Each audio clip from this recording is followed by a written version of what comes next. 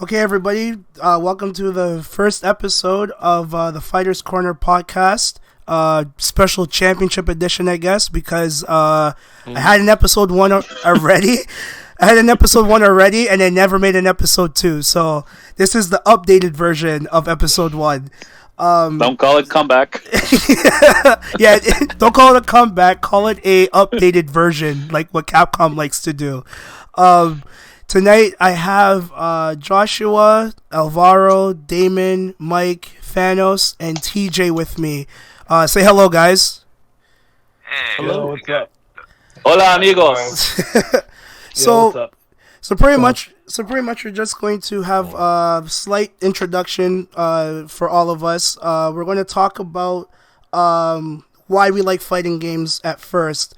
After that, we're going to get into Granblue Versus Street Fighter V Championship Edition.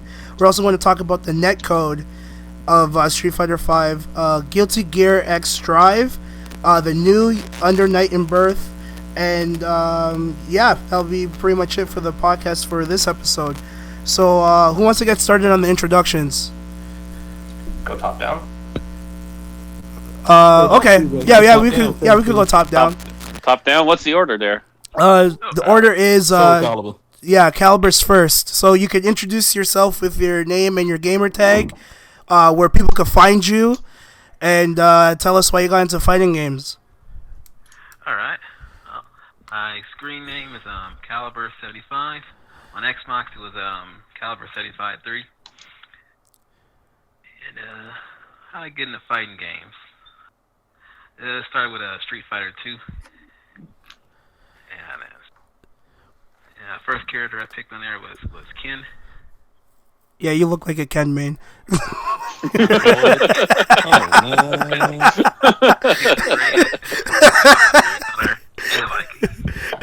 this dude was cool. So I had a big Ken. And then later on it was Mortal Kombat. Oh, which was the first one, right? Right. Yeah, it was the first one. So, oh, sorry to cut you off there. The funny thing is how I got into Soul Calibur, because my mom, she got Soul Blade. She thought it was with black people on it. Really?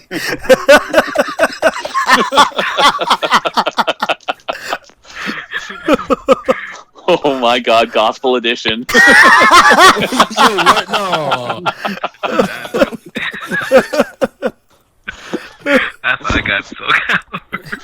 So that's how you got into Calibur, right? Or that's how you got into Soul Calibur, right? Yeah. Of course, can't forget about SNK, Guns to them from Marvel versus Capcom versus SNK. The first one. Mm-hmm. Yeah. Was that your entry into SNK titles? Yeah. Yeah? Yeah, that was my entry. Well, after that, I decided to pick up King of Fighters 9 on Dreamcast. Mm-hmm. Well, Evolution, yeah. Then, it's... Yeah. Oh, sorry about that. They got kind of quiet. No, I just heard my phone go off. I just got a text from Jamal. Oh, he said he can't make it because of his 10-hour shift. Yeah. Oh, man. Oh yeah. no. Oh no, indeed. No. Guess he has to come back on the next episode. Mm-hmm. On YouTube, Calibur 75. Pardon? I say, but you can find me on YouTube, Calibur 75. He has some good stuff on there. A lot of Soul Calibur 6 stuff. Oh shit. Yeah. Who's your main on Soul Calibur? Taki. Second man would probably be Yoshi. How many suits she got? At least 35. Oh No, she ain't shit. lying. You're being nice. She got 45. Bro, he's playing Soul Calibur. He's playing Control. He's playing Soul Calibur 6, not Street Fighter 5, where Chun-Li has like a fucking wardrobe, man. Oh, you mean how she has 20 outfits? I think she has more than... She has... Does she have 20? I thought it was over 20. She has 20. Holy Yeah, shit, she- man. 20 or 21. It's one of those two. That's when I last counted. Oh my Well, they god. keep selling. They'll keep making them. That's it. That's, Oh jeez. Yeah. I got this. Yeah. Well, thanks for that. Alvaro, I guess you're next. all right, what's up, everybody? Alvaro, gamer tag and social media tag Chileanstorm. So Google that; it's probably me, except for that on the dark web. That's not me. That's not me. So yeah, no, I've been playing fighting games for as long as I remember. I from the Street Fighter 2, and my first guy was Dalsim and Blanca. Those were my dudes, and from there on, I always just chose the strange characters.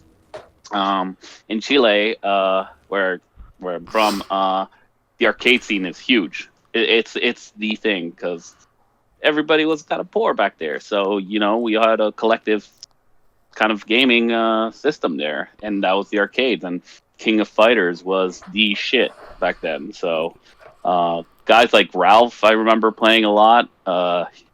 Athena, Kenso, Kyo, those were kind of my characters in KOF. And honestly, I just kind of fell in love a lot with the art of fighting games, like the character designs and shit like that, and just kind of applied that to my work. So yeah, honestly, been playing for I'm definitely the more old school guy because I'm still rocking PS2, Xbox 360, and OG PlayStation. So I think a lot of us are still doing that, man. Yeah. Oh, and I just got a PSP, and it was the best thing ever. So Tekken 5 Dark Res, like that is the thing. I gotta say that waterfall stage in Tekken 5 DR. The theme music for that stage is by far my favorite theme of all of Tekken. Oh my! Actually, Tekken 5 regular one, Wild Wilderness, I think it's called. Mm-hmm. That is a beautiful stage. It's the church at night, and there's the white leaves. Wilderness. Yeah. Wilderness. Oh my god, that is my thing. Yeah, basically Third Strike is like the pinnacle of fighting games for me. Like I'm playing that right now. The man's playing while we're recording. Oh my god. Yeah, honestly, it doesn't. How does a game that's 20 years old become so perfect? I don't know, but they figured it out 20 years ago, and yeah, honestly, just love playing and happy to be here, guys. So let's go. Thanks for coming on, and thanks for that, Alvaro. Yeah, man. All right, Damon, you're next. Alrighty, so excuse the name for now. It is from a tournament that I recently went to. Damn drop screen. Yeah, because I play Tekken. I played a lot of fighting games, and the last time I can remember playing fighting games was me and my nephew. We did a first 250 in Street Fighter 3. Nice. I won 50-40, and then we did a first to 75, and I lost 74-75. Holy shit! Yeah. Let's go, right? So pretty much, I've been playing fighting games for quite a long time. My name is actually Damon, by the way, so you guys just call me D Green. I don't really care. Just don't say anything stupid about my last name, please. That's all I say. Okay, Green Goblin. Please stop. Oh, you're that guy. Okay. Wow. You're that guy today. Wow. No chill, Dave. So I kind of have So it begins. I have a little bit of experience playing anime fighters, older fighting games, newer ones. My first actual KOF game was 14. To be taken seriously, that was my first one. That was your first. That was my first KOF I've taken seriously. Oh, taken seriously. Okay. Yeah, I played KOF 12 and 13, and I will say this much: I hate 12. I think everyone hates 12. That existed? Yeah, that existed a little bit. The 16. It wasn't my thing. It was 11, and then it went to 13. I didn't know it existed. Unlucky number 12. That's why they So skipped it. another thing about me is that I recently, my best placement in a tournament so far was I won the Youmacon tournament in Soul Calibur 6 this past year. Nice. And then after that, I got 9th in my first time actually traveling. I got 9th at Frosty Faustings. And then in Combo Breaker, and I hate talking about it because I got scrubbed the hell out. I got scrubbed out by a sub-meter player, a random sub-meter player from Florida, mind you. He scrubbed me out with full crouch, 3 seat with 3 KK, basically a hell sweep. And I basically sat there, got scrubbed out. I went 2-2 in Combo Breaker. But I had a good time there because it was actually hype. I hear Combo Breaker is one of the best tournaments to go to just because there's so much to do and everything is fantastic. Yes, surprisingly enough, yes. like even though we all went to Evo 2 years ago, I felt like we did everything in one day. In my opinion, we pretty much did everything in one day. We mostly just ate. We mostly just ate and like bought more shit because we didn't know what else to buy. Pretty much, yeah. So see, in terms of me, I will say it right now, as a guy and as a friend to all of you, I buy a lot of anime and hentai shit. I don't care. But you know this is recorded, right? I don't care. I'm in a culture right here. I am the man of culture right now. No shame in the game. No shame in Own the it, fucking man. game, Own man. it. Like, hey, you know what? I got a Higo shirt and I wore it to work twice. Okay, that should tell you something. If it's Hugo flexing, then I can agree with it. Wait till I go to work in the summertime. Got something for exactly. So, in terms of my mains in Soul Calibur, I'm a Maxi main, and I play Ryu. I play Karen. I pretty much play the middle of the road type of characters, except for maybe 3 mains. So like Jan Lee from DOA, Tekken. I play Law and 4 other characters and all that jazz. So if you guys would ever get games with me, my PSN's DDGreen94, my Twitter is DDGreen94, my Facebook is Damon Damn Drop Screen because that's my nickname for now until I learn how to drop a damn combo in any fighting game I play now. Oh jeez. So that I'll tell you the story about my name actually real quick. So a couple Saturdays, actually the 25th, I was at a tournament and I got 3rd place in Tekken, but it was for the wrong reason. I literally sat there. Okay, so with martial law, there is something called Dragon Science Stance canceling or DSS combos.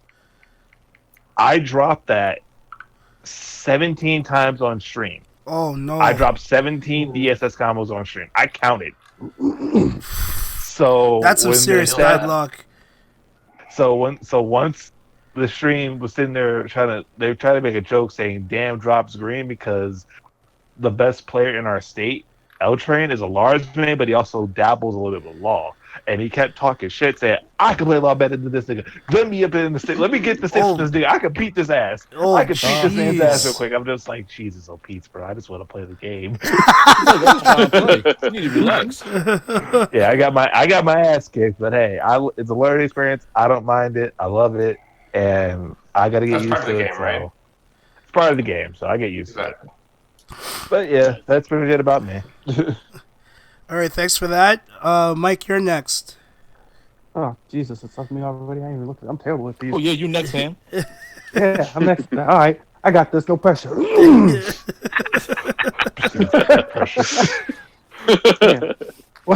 What's up, everybody? I'm Mike and the boys.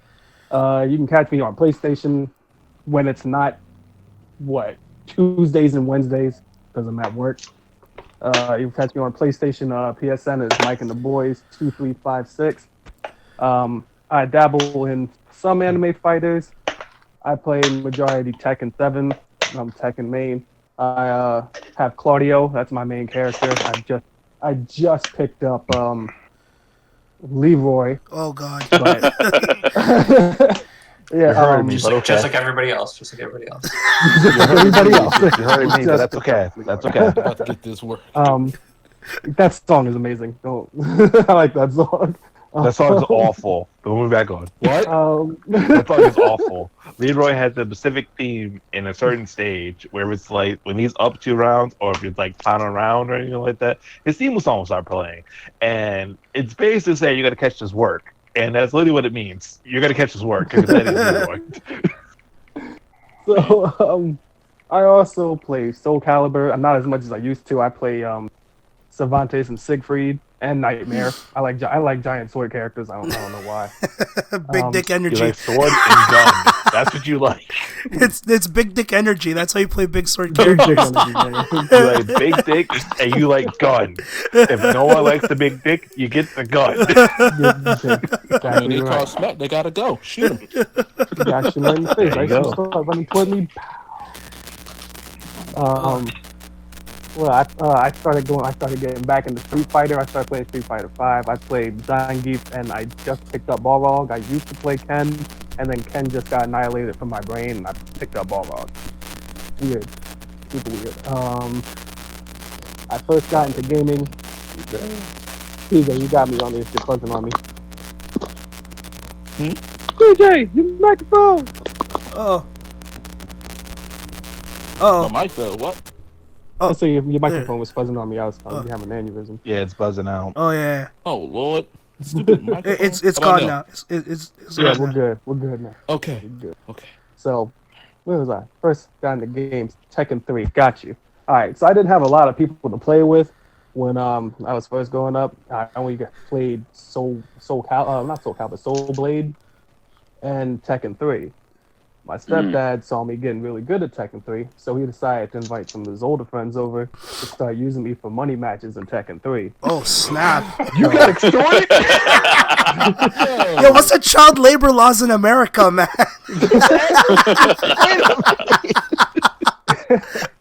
Yeah, that's and back then I didn't use the gimmick characters back then. I didn't use Eddie Gordo or Horang. I used Jin because Jin had the three. So you play top tier Jin.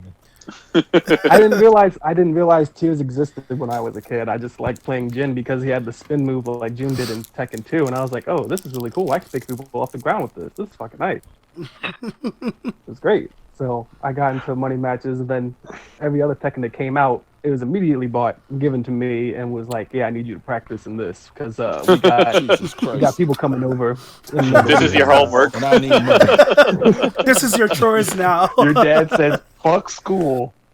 Get this game going. I was like, hey, son, how you doing? I'm like, I'm doing good, Dad. School was great. Fuck about school. I need you to get on this Tekken right now. I wish I had a dad like that. There's something called wall combos. I need you to figure it out.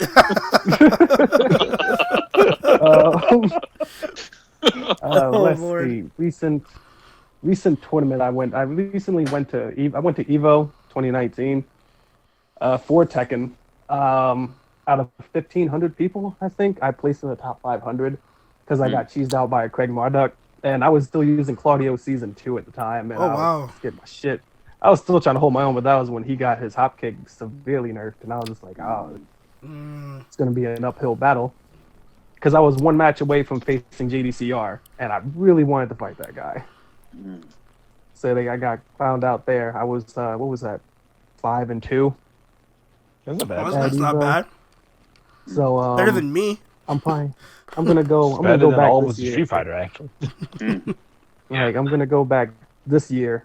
I think my wife's going with me this time to see me go. So she wants me to practice, Oh, and I have not been practicing. Well, practice you speak You of. got exactly. You got I got 7 some months. time. Make it worth. Yeah, 7 months. I man. got some time. If you want help with the law matchup, I'm your boy. I mean, there's a lot of matchups I need to get, and I'm just like, I want to learn Leroy, but everybody's like, you already know Leroy strings. Yeah, it's like then you got Leroy down. So fuck. If you I was like, basically what we're saying is this: if you want to play Leroy, we'll give you about 25 minutes in the lab, and then we'll tell you how dumb he really is. Matchups don't matter with the character. I know matter with his character. shenanigans. Oh, you haven't known the stupid shenanigans. You know some of the shenanigans. You don't know the stupid shenanigans just yet. I have a couple friends of mine who play Leroy. They're just like, yeah, he's still dumb. I'm like, oh no. Oh yeah, I've seen somebody give me a crash course on like Leroy's bullshit. I'm like, this character retarded. I was like, can we do this? When you guys talk about Tekken 7, I get tempted to like buy the game just to watch you guys play.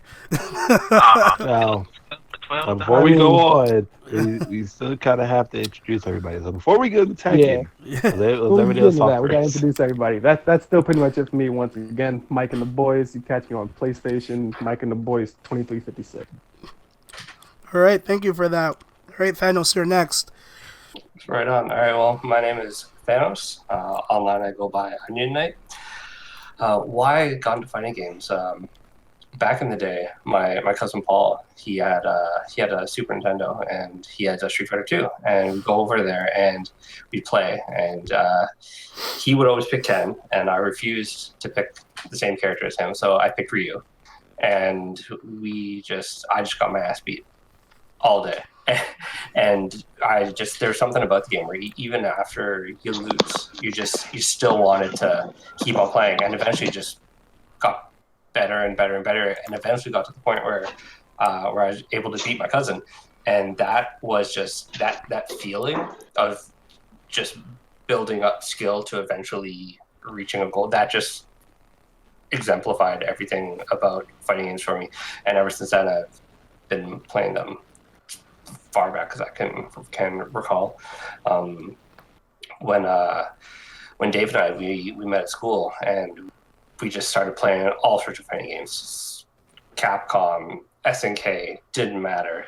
When Dave got his Dreamcast, he got a pirated version of Guilty Gear, and that's when I started getting into the anime fighters, because I just fell in love with Guilty Gear's music and the art style, and it was just so fast paced, and just everything about the game was just fascinating. And so that's how I kind of got into fighters, and that's kind of like my philosophy, just trying to get better. Last tournament I went to was probably Evo 2 years back. I went with Dave, my brother Andreas, and my buddy Justin.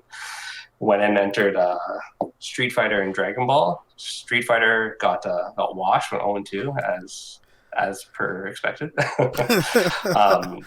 That was when Zangief was at his worst, and I did not play the way I wanted to. But in Dragon Ball, I went 4-2, so didn't make it out of pools, but came close. So yeah, that's pretty much me. Online, you can find me on PlayStation at xOnionKnightx.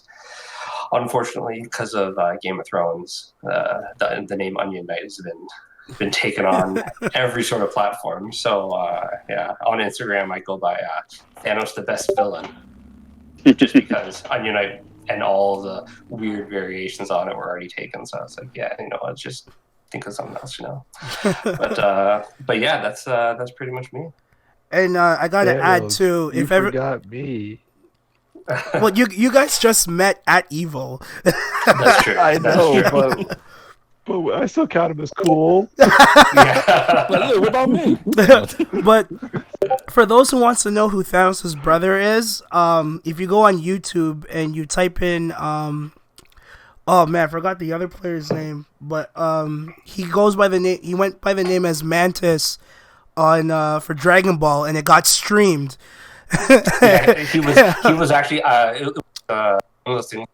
My brother got a bye first round because his opponent no-showed, and then he the person running the bracket goes up to my brother and is like, hey, listen, do you mind playing on stream? And my brother's like, no, not at all, no big deal, why not? And then as we're walking up to the stage, I'm like, yo, so Andreas, playing on stream, that's kind of cool. He's like, no, it's gonna be bad. I'm like, why do you say that? He's like, listen, you only go on stream if you're famous, if people know who you are, if you're good. And if I'm being told to go on stream, nobody knows who the fuck I am. And he's like, so I'm going up against someone good. And yeah, he went up against a really strong player from northeastern U.S. He's from Michigan. I see him at UMaCon all the time. A very strong Marvel player. What was his name? I forgot. You must have seen him. He was like this. He's like this brown kid. I think it was Frankie D. Yeah, Frankie D. Or something. Yeah, Frankie D. Yeah. He's a very well-known DBZ player. Yeah. Yeah. And the thing was that of all the people group to go up against someone like that. Andreas is probably the best person too, because he was the best out of all of us by far. Like, he had cell loops down, he had decent combos.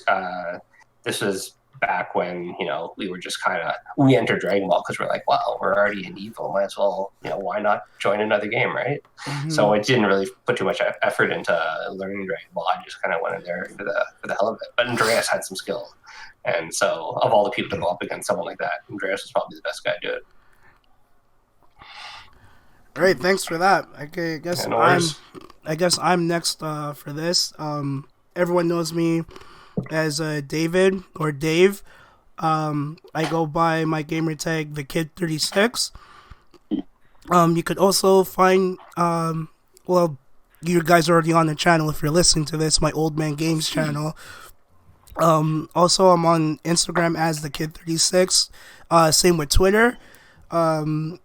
When I got into fighting games, it was like a long time ago. When I was at my cousin's place, his dad rented Street Fighter 2 on Sega Genesis. So that was like my first time exposed to Street Fighter. And all three of us, we would just sit there and play Street Fighter 2 for hours. We didn't know the moves. We had the 3-button controller, so we thought that we couldn't do any kicks until we found out like 2 years after that you had to press start to switch between punches and kicks on the 3-button controller. What a mess. My goodness. Oh, boy. So, it was a struggle. Yeah, the struggle is real. It was a struggle. It was a struggle. So, and then I didn't pull off like my first Hadouken until like 95. And that's like when me and my cousin thought we had to charge down for 2 seconds, then quarter circle forward and punch, and then he could do the fireball. So the funny part is that my cousin Paul, when we started playing, that's how he taught me to do a Hadouken as well. Oh, really? Hold down 2 seconds, forward punch. I was like, oh, okay. Yeah. It's how you learn. Exactly. You have to do it as slow as they say it. Hold down for 2 seconds. Hadouken. But since then, like, I've just enjoyed playing it a lot more. Like when I finally got a 6-button controller, and I got Super Street Fighter 2 for Sega Genesis, that's when I started playing Street Fighter a lot more, and I started to get used to the commands and everything. And then after that, when I got PlayStation, it was just all uphill from there. Like I played like almost like any fighting game I could get my hands on, mostly anything made by Capcom. It was like Street Fighter Alpha, got into like JoJo's Bizarre Adventure. I didn't even know it was a fucking comic book until like my friend told me, and I just thought Capcom made it because I saw the Capcom logo on it. It was like, I never heard of JoJo, but there's a Capcom logo on it, I'm gonna play it. And then after that, around the time when I met Thanos, that's when I discovered King of Fighters at a rental store that was selling the game, because I think they were like just getting rid of it. So my first entry to KOF was King of Fighters 95, and it came with no manual. I had to figure out everything on my own. And this manual? Yeah, it didn't come with a manual, and this is before I lost the game. So whenever we bought it, it came with a manual. So, but yeah, like I had to like download like a 200-page FAQ sheet from from Cheat Code Central to do the moves and stuff. I remember them. Yeah, and then I didn't even know, like, just reading like the commands, especially like the down to back to forward commands, I did not know how to do those at all. So I would pick characters that had the easier commands, but I kept Terry because Terry was like my favorite like fighting game character of all time. Every KOF game I played, Terry will be on my team, except for 14. That changed everything. Yo, Dave, did you ever learn how to activate the characters who are watching the fight in KOF 95? Yeah. You learned that, eh? Yeah, I had to figure that out. I figured that out online. So like, for that to happen, your character has to be on stun, and you have to like mash like fierce punch, hard punch, light punch, hard punch, and light kick at the same time, and your character jumps in and attacks your your opponent and jumps back out. But Yeah. I think this is like where we say like SNK was ahead of its time because they came up with the whole like crossover fighter, team fighter, assist, all that stuff, right? Right. I did dip my hands into some anime fighters, like what Thanos said. I did get Guilty Gear X, but every time I played it, I felt like I was playing it wrong. I don't know if you guys get that feeling when you play like a brand new fighter. Oh yeah, Like, 100%. I'm doing something wrong, aren't I? Yeah, like you just like you won the match, but you're just like, I think like I didn't play this match the way I was supposed to play it. So I kind of gave up on that. Like I never hated Guilty Gear. I just never understood it until I started playing Under Night, and I think Under Night's like the easier version of an anime fighter I find because like I'm starting to get used to it. So I'm playing that right now to break through into anime fighters, and when it comes to 3D fighters, I'm just terrible. I don't hate them, I'm just shit at them. You get me to play Virtual Fighter or Tekken or Dead or Alive, I won't play it. And that's a lie about Dead or Alive because I have DOA 4 only because the girls look sexy. That's the only reason why I have it. Oh. Just to look at. My man, I'm gonna set the age up to 99 for no apparent reason. Honesty. Yeah, I'm just being honest, man. The girls look sexy, the boobs jiggle, I like boob physics. Fuck it, add it to my 360 collection. Carry on. Although Dave has played a few 3D fighters with Rival Schools and Street Fighter EX. You see, but that's the thing. Rival Schools, I understood for some reason. I don't know why I can't play any other 3D fighter.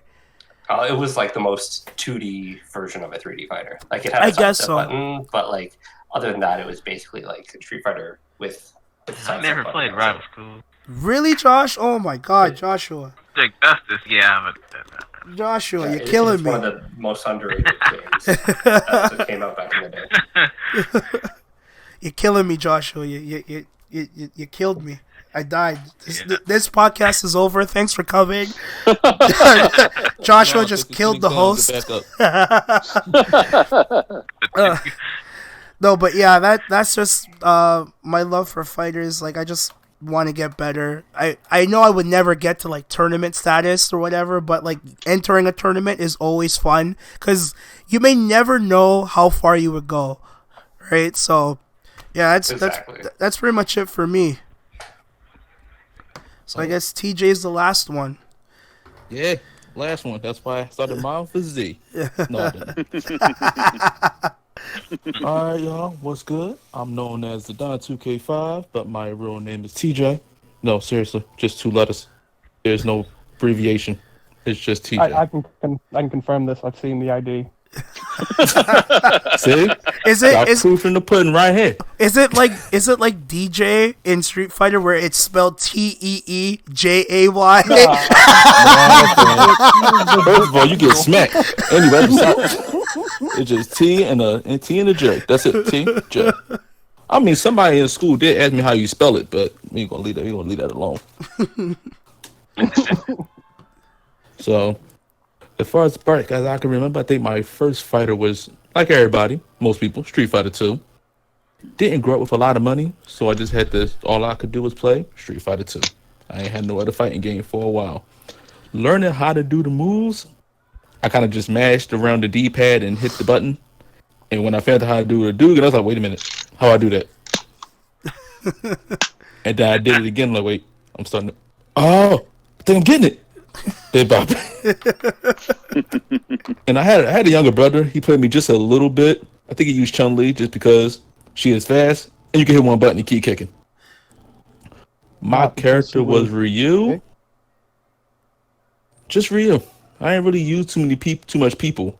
The only person I had an issue learning how to do their moves for referral was Gao. But I figured out how to do him was by when you go to versus mode and you know how to say command list and they show you the character doing the moves.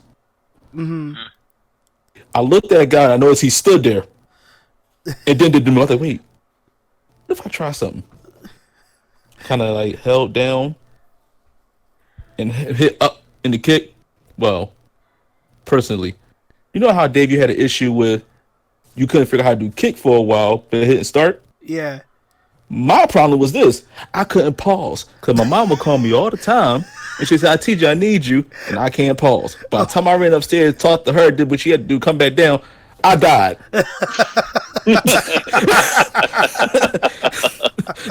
So you would make it back downstairs. The controller right where it goes. Yep, that's it. And then I gotta do it over. Then I would cheat the system if I put on the higher difficulty, and it's getting on my nerves. I'll plug in player 2, put player 2 as that character, have them die, and apparently the computer considers them as defeated, and I would go to the next person. Next. I think a lot of us did that as a kid.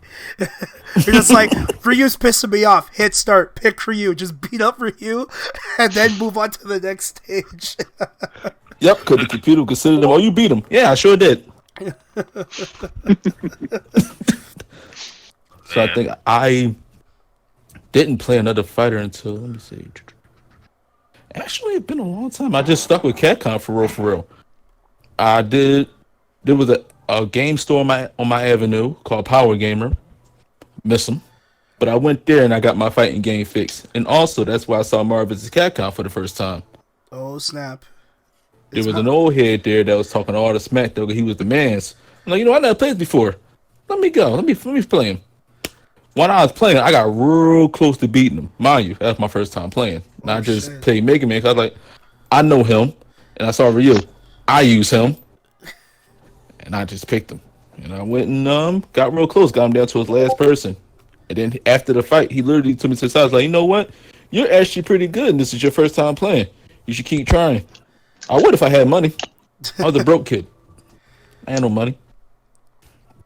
Couldn't do nothing. Then it's like later on down the line, my only way of getting information from fighting games back then was just magazines. I had no other way. If it wasn't from a magazine, I would have no idea. That's how I found out about the Alpha series. That's how I figured out the KOF series. Was it EGM? I'm trying Electronic Gaming Monthly? It was dumb and a different one. I forget. Game Pro? Game Pro. Game Pro. That's Game right. Game Pro, man. Rest in peace. Yeah. That's how I got all my fighting game information. I would literally sit there and study it. Mind you, I don't own the game. I would sit there and just still study it. I think that's what to know the moves of the characters. I think that's what a lot of us did when we get a gaming magazine. Like when there's like a game that we want to play, and it has like all like the strats and everything, we would sit there and read them for hours, like we're playing the game, until we actually get hit. Now, my first 3D fighter was Future Fighter 2 when my mom bought herself a Sega Saturn. That was hella fun. I didn't touch Street Fighter for a while after that. Stayed there on my good old Vulture Fighter. Learn how to play that. Beat that on harder difficulty. I was a hardcore person. I just had nobody to play with because nobody would play me. I would play people and I would win. And people would complain. But I heard that so much growing up, which is why I have that issue now. If I win too easily, or if the fight is going like too much in my favor, I automatically shut down.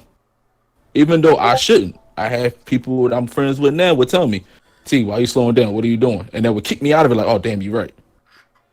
Dang. Yeah, you never want to do that, man.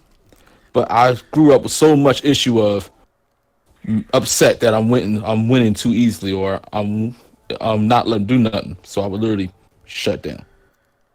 And a friend would kick me out of it. Yeah, you can't. First KOF? Quiet mode. Yeah. Then first KOF 99 actually played. I played a demo of I think it was 95. We only used Kyo and Terry. I think it was 95. That was a demo, right? Yeah. Yeah, it was only Kyo and Terry. I remember that demo. I used to get tossed every time. I would just see my character. I'm like, yeah, I couldn't be. I wouldn't pick Kyo, pick Terry because he had a fluffing head. I picked him because he wore Chuck Taylors. Oh, goodness gracious! Oh man, my first time playing, KOF was 99. Was my first KOF. And then when I cut it on, I'm like, all right, I'm gonna just use what I know in Street Fighter. And I like, Jesus Christ, there's a lot of people. Yeah. I do Yep. not know where to start. What the hell is a Kate Ash? I ain't picking. I was like, nope, he ain't my twist. I don't like how he look. Back then, when Bob, I picked Ken Cell because he looked hilarious, and I was like, you know what? He's funny, and I like to be funny, so I'm going to pick him. Oh, the paper boy. And me and my brother laughed at his fighting style, and I used him since. He was a. You He tell them was. about Shingo. Oh, Shingo didn't come Oh, until no. later on until I get to my favorite KOF. Oh no, man! True Shingo is 98 Shingo. That's the true Shingo. I remember, like, sorry to go off topic here, but I remember when we played the Dream Match on Dreamcast one time, and I was watching Thanos play, and Thanos was playing a Shingo. So he did Shingo's level 3 super, the beat 'em up one, and almost every hit except for one was a critical hit. I was like, oh no, you almost got all of it. A perfect critical. Doesn't he have like armor on all his hits? Like his super? on some of his hits, Yeah. he has armor. Yeah. That's right, yeah. All right, I'm gonna start because everybody was telling their mains and they fighting games. I'm just going down memory lane trying to remember every damn thing. All right, Street Fighter wise, then my main. That's my problem. I play too many damn people. All right, let me break it down. It's either Karen and Ryu. That's it. If I can think off the top of my head. For Street Fighter 5? Yeah, Karen and Ryu. I use too want- many people. I wanted to learn her, and then I just like stuck with. I use Karen since Alpha 3, so that was fun. Then I Alpha didn't 3 get Karen to was use her until 5. Yeah. I think Tekken. I use Jin. Well, not as much as I used to. He slowed down. Kazumi came on. That's a whole nother story. Her. And Julia. Too many people in that game as well. All right. KOF. This is easier. Rockmore, Fluff, and Howard. Mine, Cool, and Keo. What about what's her face? The kicking lady? Or the one that's annoying? No, not Luong. Sylvie. Didn't you Oh, no, that's my joke character. That's my she's just I don't your want no joke problems. character. Oh, okay. You play her like she's your main. Oh, heck no. It's just when I get in my silly mode, you can't predict what I'm going to do. That's when I shut my brain off. When you think too much, you get predictable. True. Shut your brain off. People will not know what to do on you. Yeah. How did your opponent know what you're doing if you don't know what you're doing, right? Exactly. Especially if you're just laughing, having fun. Let's go through this move out there. Hi, it worked. That's the ultimate mix-up. That's right. The no-brain mix-up. Yeah, put yourself in the blender, and that's it. Oh, what about Blast Blue, TJ? Because I know you play. Blaze Blue? Yeah. I actually followed Blaze Blue since I followed that since the very beginning. My main in Blaze Blue are this is something else. Part 1 was Ragnar. Then part 2, Ragnar. And then the DLC happened. I saw the squirrel. And everything changed. Yeah, Makoto. Nah, don't let him fool you. If he plays serious, I guarantee you'll hear Wagner the Edge. I'm like, I knew it. I knew it. See, my love for Blaze Blue came from my first one I played was Continuum Shifts. I never actually could not find a main, and then this is the first I actually heard of DLC ever. So when I sat there, I was like, huh. I can't find a character I like in this game at all. I went on to the downloadable content option in Continuum Shift. I was like, oh god, let's go that fights with their fists. All right, I think I got what I want now. Hold up, wait, $8? Hold on. Oh, I called my dad and was like, hey dad, can I buy this real quick? My dad goes, you got a job? Well, go get see you later, son. I was like, oh, okay. So what I did was I walked to my mall, which is about a 35-minute walk. Found the nearest H&R Games or whatever GameStop at the time I think it was to go find a Xbox $15 card that you could put on to your account. I grabbed one, I put it in, and I used my last $20 that I had, so I was broke pretty much. So I said, all right, I'm gonna get this character, I'm gonna try her out. And I played with her, and I was just like, I know one combo, I'm gonna go online and see what I do. That's my problem. That was pretty much it. And I then don't do online. Then I went to my first Yobacon convention ever, and I learned from my friend Lunar and a couple of his friends, and I told him I play Makoto. Is that a good pick? And everyone's like, "Stay away from me. You get Makoto."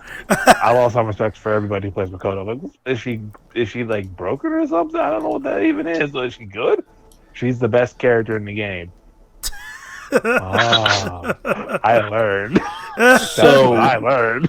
I'm gonna say something about that best character shindig.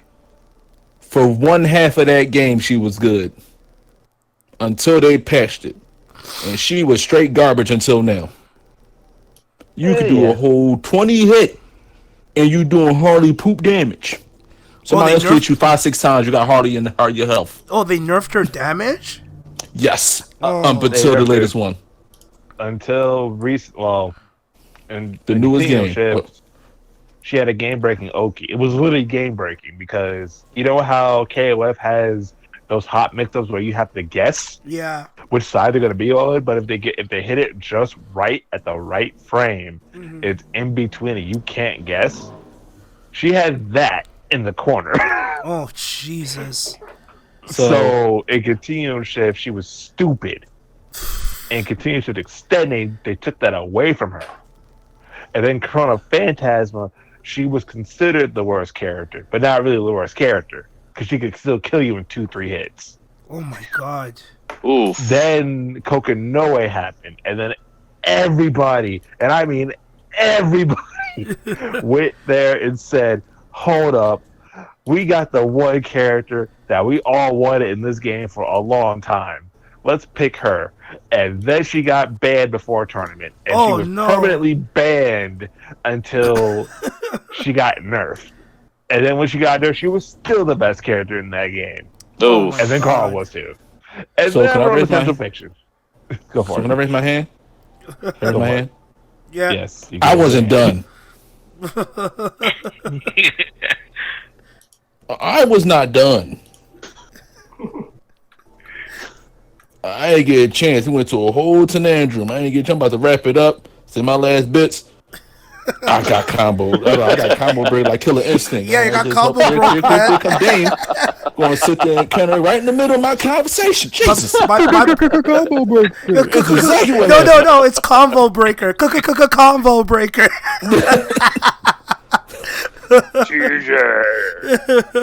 TJ combo. And fluff that guy. Anyway. You need to pick him. I'm not picking him. Anyway. Out of everybody got their main fighting game. Mine was very weird. Mine was DOA. I played every last one. I knew how to use everybody. I knew everybody like little combos and whatnot. So if you try to hit me with a combo, I'm a counter in between it. Oh. I literally played that game the most. Even Zach? Yeah, I know I use Zach too. Mm-hmm. Wow. Shit. All right. See, this is a true DOA player. Don't be like me, who buys DOA for the titties. Don't do that. I literally did everybody. That's when I know. Like the only ninjas I would use is Yane. That slowed down, but she's still my pocket one. Yo, what's your tag team though? Oh, when they had tag. Yeah. I didn't do too much tag, but Ayane was good for keeping them in the air. Kasumi was too. But mainly Ayane for juggling and for launching them. Who I had for launcher was Helena. Helena was fun too. Keep your mouth open. Yo, come on, man. We ain't gonna do this. Team keep your mouth open and start to. Wrong place, my bad. Wrong place. Wrong place indeed. So if you, so a deal away. If anybody want to play me, I'm up for that. Good old Zidane 2K5. If you can get me online, because I'm barely online. Anyway, I'm gonna be there. We all got lives, but what I'm going to do is I'm going to put everybody's information in the description. when I upload it on YouTube. So like just everybody just type up like your like where everybody wants to reach you at, and that way I could just copy and paste it onto the description in the YouTube description box thingy. I upload the video. And I'm gonna start streaming. Cool. Are we typing this up at? After the fact. Yeah, after. Yeah, after everything over and whatnot. Yeah. Oh, okay. So, thank you for that, TJ. So with all the games that's coming out in February, there's like 3 fighters coming out this month alone, and that's Granblue, Street Fighter V Championship Edition, and the new Under Night. Which one you guys want to discuss first? Y'all pick. We could do Granblue and then. Yeah, I barely know anything about this, so that's a good idea. Because I barely know anything about it too. I missed out on the demo, but like all I gotta say, the game looks absolutely beautiful. Like, oh yeah, Arc Systems, It like does look good. Arc Systems, man. Like these guys, like when it comes to like sprite work, these guys cannot be touched. Like, I'm sorry, like these guys, like coming from like an artistic point of view, like I'm only buying this because it's a beautiful looking game. Oh, absolutely! Like the artwork for this game is phenomenal. Like I don't know, I don't even know any of the characters. I think it's based off some mobile game or whatever. It's all based off a mobile game. Yeah, yeah, and it's a Japanese exclusive game, and apparently it's super big in Japan. And that's one of the reasons why they picked it up, is because they wanted to carry the intellectual property forward, kind of like what they did with Dragon Ball. Oh wow! Okay, that's a smart move on their side. Exactly, yeah. Like they don't got to worry about character development. They don't need to worry about all that kind of stuff. It does kind of tie their hands a little bit, because certain characters have to behave a certain way based on the lore and all that stuff. Mm-hmm. But for the most part, it's just another example of Arcs just taking an IP and just sending it through the roof. Like, just I haven't played it yet, fair enough, but as far as I can tell, it's going to be a fantastic game. I wouldn't even know who to start with, man. Like, who's like a good character to start off with in this game? There's a few. Gran is your vanilla kind of Shoto kind of person. You have a bunch of other characters. They have a couple of zoners. Mm-hmm. Fairy, which is she's like a whip character, so kind of like a Dhalsim or Poison kind of thing. Right. And Midora is the other zoner with she's like a bow and arrow. So she's like a traditional type of zoner. Exactly, like throwing fireballs, like very much like Kyle. That kind of stuff. I just want to say, the one girl with the arms in it. Who? One girl with the arms? Isn't there like a character in there who has like metal arms? Plays like a Geef character. No, that's not Granblue. I think you're thinking Under Night. Yeah, I think you're right. Yeah, I think that's the character. What's his name? Damon likes to play as. The little munchkin. Yeah. Mika? Mika with the grab mix-ups and shit. But I gotta say though, like, even though I know nothing about this game, I only like the way how it looks. I even like put in the extra money for like the special edition. It's like almost like $100 here in Canada. I'm sure it's like cheaper in the States, but it's like conversion rate. It's like almost $100 here. Because I want to support this because it looks amazing, and I personally feel this game could have like a lot of potential if the West fucking plays it. Like, I don't mean to go off tangent here, but like I'm just gonna go off the rails just for like a quick second. What we like to do in the West, especially, we like to get hyped for a particular game, and like a week before the game even fucking comes out, one person complains about it, and then everybody else follows that same complaint. So, what example are you talking about exactly, though? Well, like what game suffered by that? Okay, I would say I'm going to go with King of Fighters 14. I'm gonna go with that one because like when the trailers came out, yes, I admit the trailer did not look that. Oh, we great. laughed at it. Oh yeah. Like it did not look that great. Like I'll be the first to admit it. It did not look that great. But at the same time, it's an SNK title. When you get an SNK game, you're getting fucking quality in gameplay. After the release of Street Fighter V and how everybody just like crapped on it and shit on it for good reason, I'm not blaming anybody for that. But with KOF, I think it had a shitty release because people didn't like the way how it looked. The gameplay was amazing, and this is me who took like what 5 months to actually learn how to play it. Because when I first got it and I was playing it, I felt like I was playing it wrong. So I gave it a couple chances, and I just couldn't find like I wasn't motivated to learn it, and I guess getting dumped out of a 7-year relationship before this game comes out could have been part of it. I don't know. But like I didn't play it very much on release, and then when they announced DLC, I wanted to see who the characters were going to be, and then they announced Vanessa, and I'm like, okay, I'm a Vanessa fan. I liked her since her debut in 2000. Let me see how she plays in this one. And then I started playing as her when I was playing a friend in California, and I loved how she played. I was like, wow, playing Vanessa is like playing Marvel 3 in this game with the type of combos that she has. I'm sticking with it. Yeah, exactly. And I'm sticking with it. And then like I've been playing KOF 14 ever since, and the gameplay has been like, it's a deep fighting game. Like there's a lot to learn from this game. So what I'm trying to say is that like I hope people, like when this game comes out, I hope it has like a strong release, because I don't want it to come out, people play it for a month, and then the game dies, and then people have no one to play online and stuff like that. Because I feel like we're getting that a lot with new fighters coming out. Already people are complaining about the air dash in Guilty Gear Strive. Really?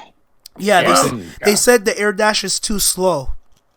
Yeah, like, you can't do an instant air dash. You have to like when you jump up, there's like a cooldown. Yeah, you can't dash before a certain height.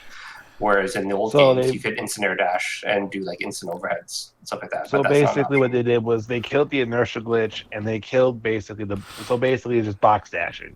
That's not terrible for Guilty Gear. It's like, not bad. That's right. So now everybody kind of has a triangle dash. Like I think like Potemkin probably won't because he's slow and that's kind of his thing. But well, most of the characters still have triangle dashes. I mean, no triangle jumps. So basically what they did was they just said, okay, we're going to make air dashing nerf because we're sick of people doing completely unseeable instant overheads that most people aren't even going to fucking block, but even if they were. And see, that's the thing. That's what people want, and that's what they're complaining about. They're like, oh, now people are going to see my incoming mix-ups. It's like, I'm thinking in my head, when you're in the heat of the moment, I don't think anyone's going to freaking see your mix-up. They not. Mm-hmm.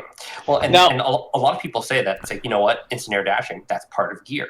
And if you don't have instant air dashing, is it really Guilty Gear, right? That's their argument. And I can kind of see where they want more of the same. And I think part of the like now we're kind of bleeding into the Guilty Gear topic a little bit, but part of it was that they wanted to reinvent the game, right? Mm-hmm. And so I don't know. That's one of those things where you'll have to kind of wait and see how it plays before just judging it just how it looks, That's what that's what some people are saying right now to these naysayers about Strive. Mm-hmm. Now, I got a question though. So Street Fighter V, the general consensus is that it's a dumbed down Street Fighter, right? Right. Mm-hmm.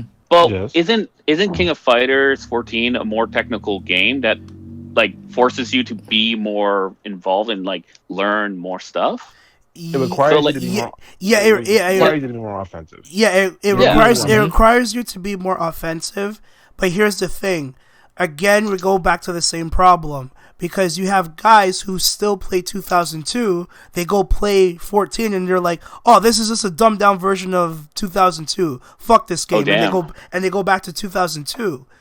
And me, I'm like I've never, like I have like almost every KOF available, like from 95 to now. And like 14 was like the only one I actually took seriously. And like, yes, I admit they did dumb it down a bit, but at least like the guys who tried to get into KOF and couldn't, who are into KOF now and like it, I think that's good. I think that builds the community. Like, yes, it's a bit dumbed down. Like, yeah, it's dumbed down to a point where I can play it now, but I still can't beat Nas. Nas is like fucking godlike in this game. Oh, you mean Coach? Yeah, I can't. Coach. I can't beat him. Whenever I win against him, I tell him like, bro, you just dumbed your game down to let me win. That wasn't an honest win.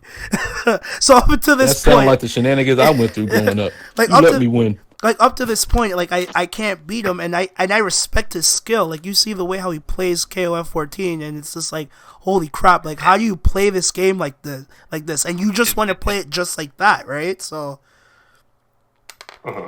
and that is where I think Granblue is going to have to struggle. Is that it's very much a simplified anime fighter.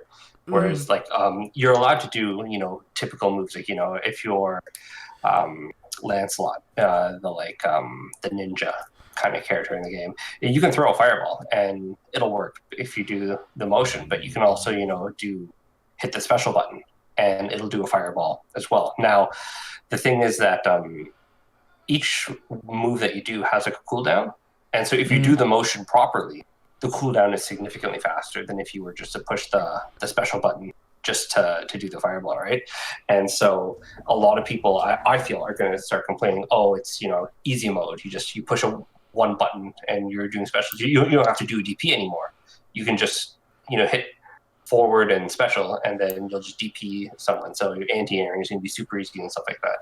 But I think because of their cooldown system and having the moves cool down faster if you do them properly, I think it'll be a decent balance between simplification, say, to get beginners to understand, oh shoot, I need to DP when someone jumps at me, versus the more veteran players who are actually able to execute properly. So I think if Granblue can jump over that hurdle, I think that it's in a really good spot. Because like Dave said, it looks absolutely beautiful. Like they got these 3D models that are shaded perfectly, and they got the lighting is independent, so they look the way that we would expect them to look. They look like anime. They look like a comic book, And so they've got the looks on point, which was King of Fighters' big hang up.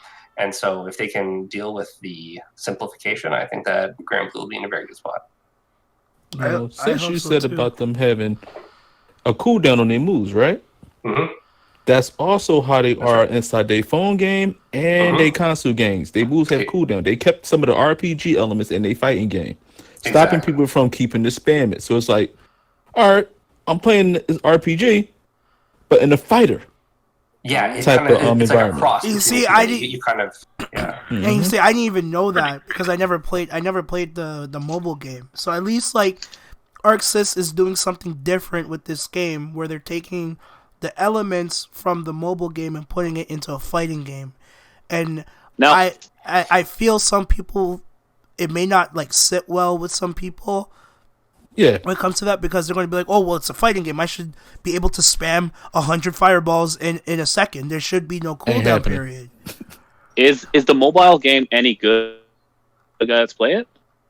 I haven't. I think what you have to do is you have to change localization to Japan and then go on the store and download. So like, it's not. It's like, how do I get this? Sorry. There's a app called QOO app. Yeah, Quap or something like that. Oh, there you go. Yeah, QOO app. Yep, QOO app. You can download the app to run on because there is no actual app for it. It's just it's on your browser. So if you are ever on your browser, you pretty much have to download the app called Skyleap, which is basically just a browser. It's just internet in the browser. It's just an internet browser, and then you download Granblue from QOO app to run on Skyleap. Because once you run on Skyleap, it won't kill your data, because apparently Granblue Fantasy is a data killer. You will use like your entire data plan about a day playing. Holy shit! Then doing Skyleap and then running Granblue. God darn. And the more you know. Data over here. Is this it? Yeah, so it's not just like jump on the Google Play Store and download it. It's not as It's not available on. It's not available on Google Play Store. You have to get QO at first, download Skyleap, then download Granblue. Holy crap! Ooh. Yeah, so for us in the West, it's a little bit of a struggle to play it, which is why, Dave was like, hey, I didn't even realize that it was based off of an RPG, But It's an RPG so. game. Anybody check Netflix? Pardon? What? Has We can anybody checked out the anime? What, the anime of Granblue? There's an anime for it? Yeah. Granblue. Netflix. I heard it's good, but not as good as what people want it to be, because they want their favorite characters to be showcased. Oh, Right. Oh, Yeah. they Remember, picked who they Granblue want. has We're like- gonna have you, and you. That's it. Who about that? Big cast. Tough Don't luck. forget, Granblue has like over 85 characters they could literally put in the Granblue Fantasy See, Versus. he just answered it, and that's why they didn't get their favorite character. We can't have all of them on there. well, You now gotta that you have all said, of them on well, one see, I side. didn't even know Exactly. I didn't even know this had like 85 characters in it. So now I could see future DLC coming then. Yeah, yeah. smell What? money spending. That's why you see like look at the character pass for Granblue Fantasy Versus. Okay, so small little tip: if you are ever going to pre-order, do it digitally if you want the extra characters coming in March, because Okay. the physical edition does not have the season pass for it. Oh, really? So- how much Ooh. is the season pass? Good call. Good The catch. season pass by itself is $35. Holy crap! Yeah, I'm gonna wait. I'm gonna wait a month after. But the physical edition does not come with the season pass. You have to get the digital part. You have to get the digital edition. Even the standard digital edition will have the season pass for you. The premium edition, you get all the good, fancy art, cool stuff, and then you get the season pass with it, and you get stuff for the app game too. But at the same time, you can't get it physical because remember, it's Arc System Works. Arc System Works does great stuff in terms of like advertising and doing all that stuff. But if you try to pre-order their game physically, they will You're done. stomp you out Exactly. and they will take you behind. They will take you behind Arc System Works with a fucking pole, beat your legs in, and then you can't walk. Well, That's how it feels. Well, I Now guess. next time, do it digital and throw you away. Well, I guess I'm gonna get beaten with a stick on my legs because I pre-ordered the physical version. Oh, they about to get murdered. But like Yeah, I don't you know. I don't know much about this game to begin with. So like, let's see like with the starting characters that I get. Like, let's see who I like first, right? So Yeah, because I'm walking in blind, to be honest. Like I'm just like, hey, I've never been to this part of town before. You can tell. No, don't go there. You ordered the physical copy. You definitely go in there blind. Excuse me, sir, step right in here. Okay. Oh, jeez, my legs. So, But how many of you guys have pre-ordered the digital copy in this? I'm not pre-ordering until next paycheck. So whenever I get that, I will pre-order then. Okay. Nope, I need to see gameplay and have people play it first, just like I did on the night in That's where I'm at. I usually wait till like after it's been out for a little bit, and I usually give my judgment call on it. Even though everybody's like, I'm missing on DLC, I'm like, I'm gonna take that L if I'm gonna pay for actually and get a good game out of it. Mm-hmm. So I'd rather wait till it comes out and see how everybody else receives it, and then I'll do it on my own. I'll make that call. Like, I'll invest. Well, what I usually do with TJ, like any fighting game, because I just pick up fighting games just to pick them up to try them. And what I usually do with TJ, like when I get them and TJ's unsure on like if we should get it or not, we do the share play, so I let him try it out. Like I'll let him play the modes or whatever. We'll play versus mode for a little bit to see if he likes it or not. So I'll definitely, a few times. yeah, I'll definitely do the share play with you when I'm free on a weekend. Cool. Gotcha. I'll try it then. I have an idea who I'm gonna use, but I'll see if they fit my style. Yeah, I have no See, idea. I watched Maximilian play it, and I was like, oh. Yeah, I saw Ultra David and James Chen play around with it for a little bit, and the grappler. I'm a grappler player, so Like before I got SNK the Hero, grappler, when the grappler, he share played it. Which one? Oh, that does remind me. SNK. Oh, you're cutting out there, Joshua. Oh, okay. Yeah. Better? Yeah, a little better, yeah. Alright. The SNK Heroines, TJ helped me out with that. Oh, yeah. I made my choice on buying it, playing it. I just want to get it just to support SNK. I always see SNK. I always see SNK as like the little engine that could. That's how I see them, because like these guys don't get a lot of love from a lot of people, and like I think this is just a game they just wanted to make to have fun. I don't think they wanted to make like a serious like fighting game with like all the girls in it. It'll be funny if they did, because like you go to Evo 2020, SNK Heroines is in like the main stage, right? That's what they talked about it being. It wasn't happening. Actually, they did make a game on the Neo Geo Pocket. I believe it was an all-girl fighter. Yeah, Gal Fighter. It had Mrs. X, which was Yori Agami in Cross. Like, it just like dressed up like a schoolgirl. No, she's back in SNK Heroines. SNK Heroines. She's back? Yeah, she's actually a girl, but you could select. What? Yeah, so she's actually a girl in this one, or you could play as the Iori male version. That's you genius. can pick which one you want. Yeah. That is genius, man. And then look, they even put female Skullmania in it. And female Terry. Nice. Goddamn. Oh man. She could touch my Buster Wolf. No, I'm cool. I'm cool. So I guess that'll be it for Granblue. I think that game comes out. When does it come out? It's coming out February 6th, 2020.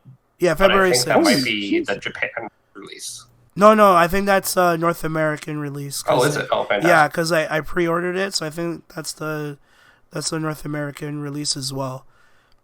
There you go. When it comes out. So I guess the next topic is Street Fighter V Championship Edition.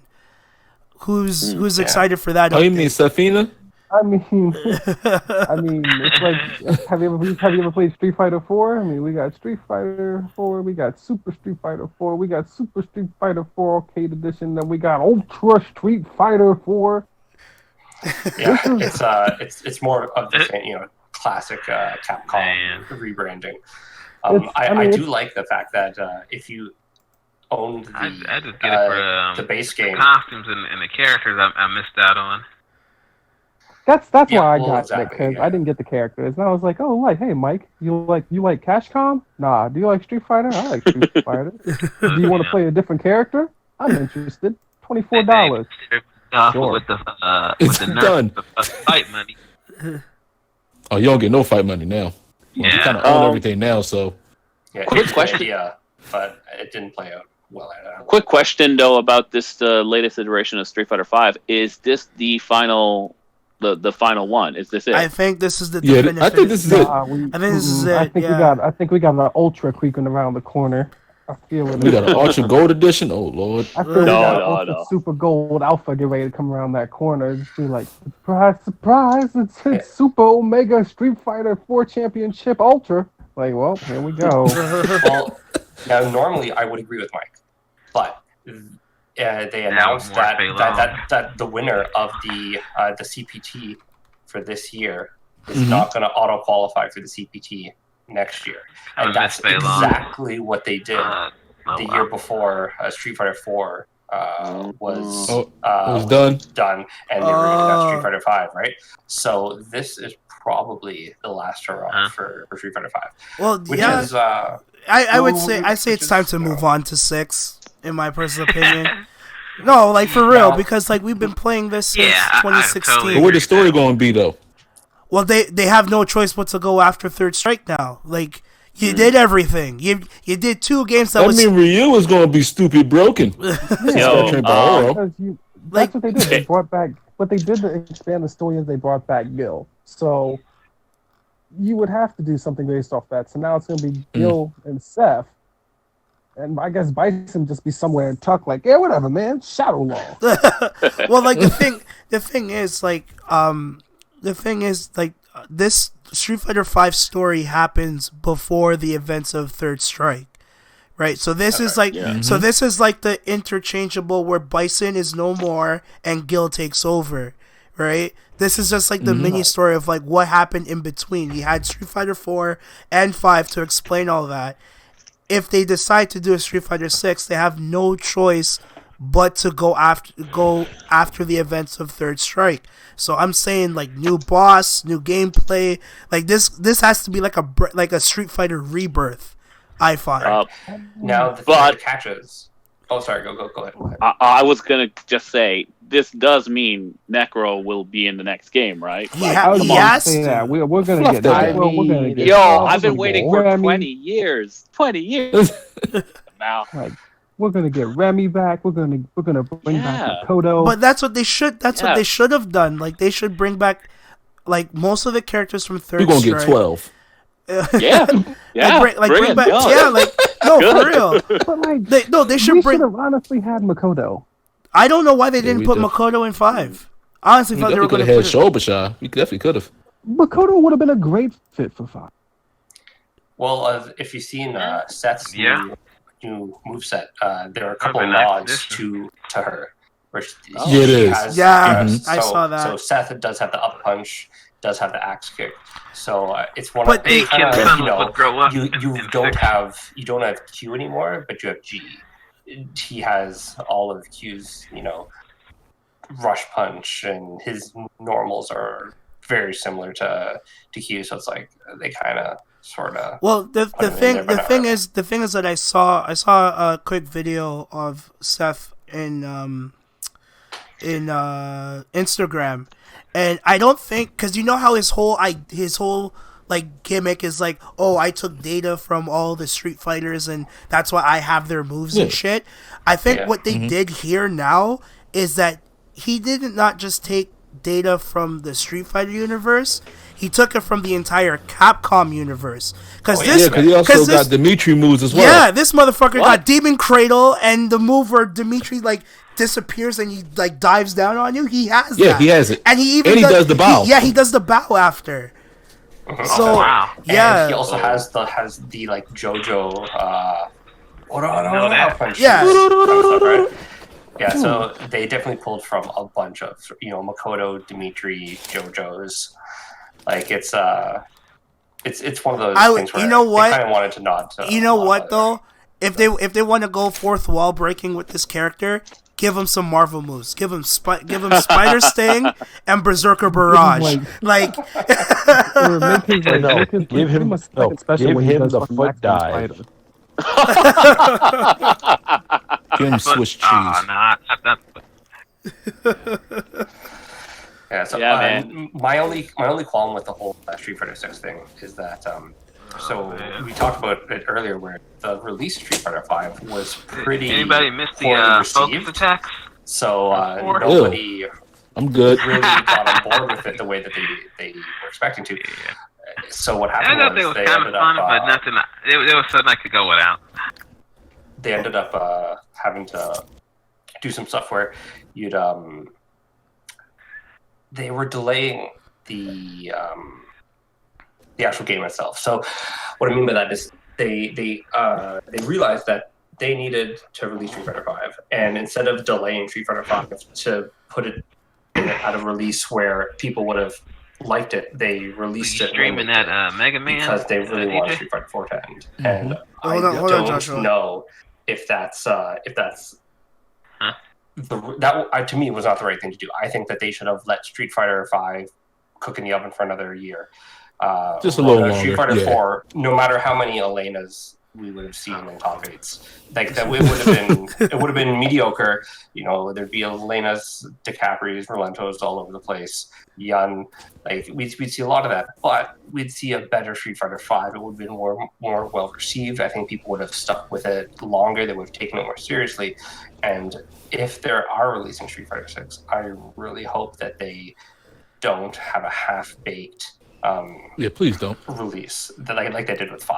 I think they should either do it properly or delay it. And if they need to delay it, that's fine. You know what? I'm okay. I'm almost A rank in Soul Calibur. Yeah, we've been playing it for a while. But if it means that Street Fighter 6 will release properly, then I have no problem with that. I hope so. Gotcha. I hope so too. With Street Fighter 6, like I hope they learned their lesson from 5. Like what Joshua said earlier, I would love for Mel to come to this game, and he's like a bit older, like have him like a teenager or something. Cause like still have Ryu and Ken in the game, cause you can't have a game without them. That's like having a KOF game without Kyo in it.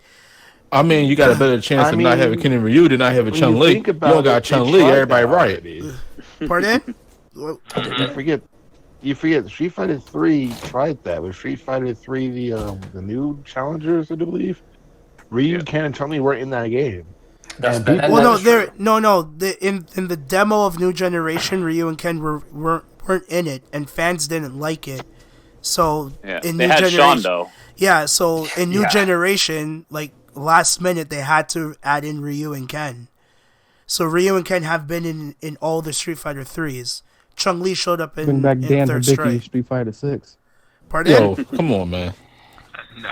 Listen, like Dan is a perfect example of like one of those joke characters who on the surface you're like, oh yeah, no, they should totally put him in 6, and just we kind of brush it off. But there's some people like my younger brother Nico, he only plays joke characters. So if Dan is in Street Fighter 6, he will legitimately pick up Street Fighter 6 and start playing it. So shit, I would. I'd pick Dan. Yeah. Here we go. Well, Granblue does something similar with Lil Wayne, right? Lil Wayne's a joke character, but there's going to be people who pick up the game because they're like, you know what? They want the option select. They want to play you, and if they lose, say, oh, well, I lost because I'm playing a joke character. But if they beat you, they're like, I beat you, you suck. They want to have that option select for when they play, right? That's just how some people. That's just how some people are. That's a strong option select, man. Yeah. Very strong option select. And who's like that? My younger brother is like that, and that's just how he plays. So. In Soul Calibur, there's like the Waluigi looking character. Who's that guy again? Oh, Dampierre? That's the holy. Dampierre? Oh, here we go. So Dampierre. Okay, so Dampierre's debut came in Soul Calibur 3. In the new edition of the game, by the way. Not the pre-patch, but the normal game. So basically, Dampierre was a joke character. He always has been a joke character, but his whole lore is that... Was it Soul Calibur we're talking about? Yeah. Soul Calibur 3, yes. Okay. Is where Dampierre's debut came in. He is kind of a joke character, kind of. But people don't realize that Dampierre was actually an okay character in 3. Oh, damn. Then in 4, he wasn't like anywhere near like mid or high. He was still low, but he actually had decent matchups against some of the top tier characters, which was kind of hilarious when you think about it. Granted, it was a joke character, and yes, he does have a million stabs and all that jazz, and he falls down on half his shit. You gotta sit there and you gotta base all 4 of his throws are all RNG throws. Like, there is one throw, if he gets a side grab, he'll grab you, put you down on his knee, and spank you like an 8-year-old. What the hell? But that spanking, he can either do it 40 times or do it 4 times. It's all RNG. He has to get it. So it's like, okay.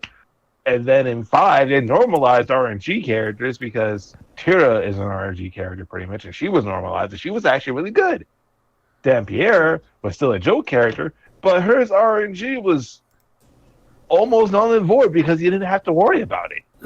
Because half the time, whenever you sat there and got like a side grab or a front grab, the only grab that was guaranteed was a back grab, and that back grab is like he picks you up by the feet, turns you around, stomps you in the nuts like 10 times, and then kicks you in the butt. Christ. That's literally what he did. That's all he did. God damn. Yeah, that guy. What are you going to say, Josh? Go for it, Josh. Characters.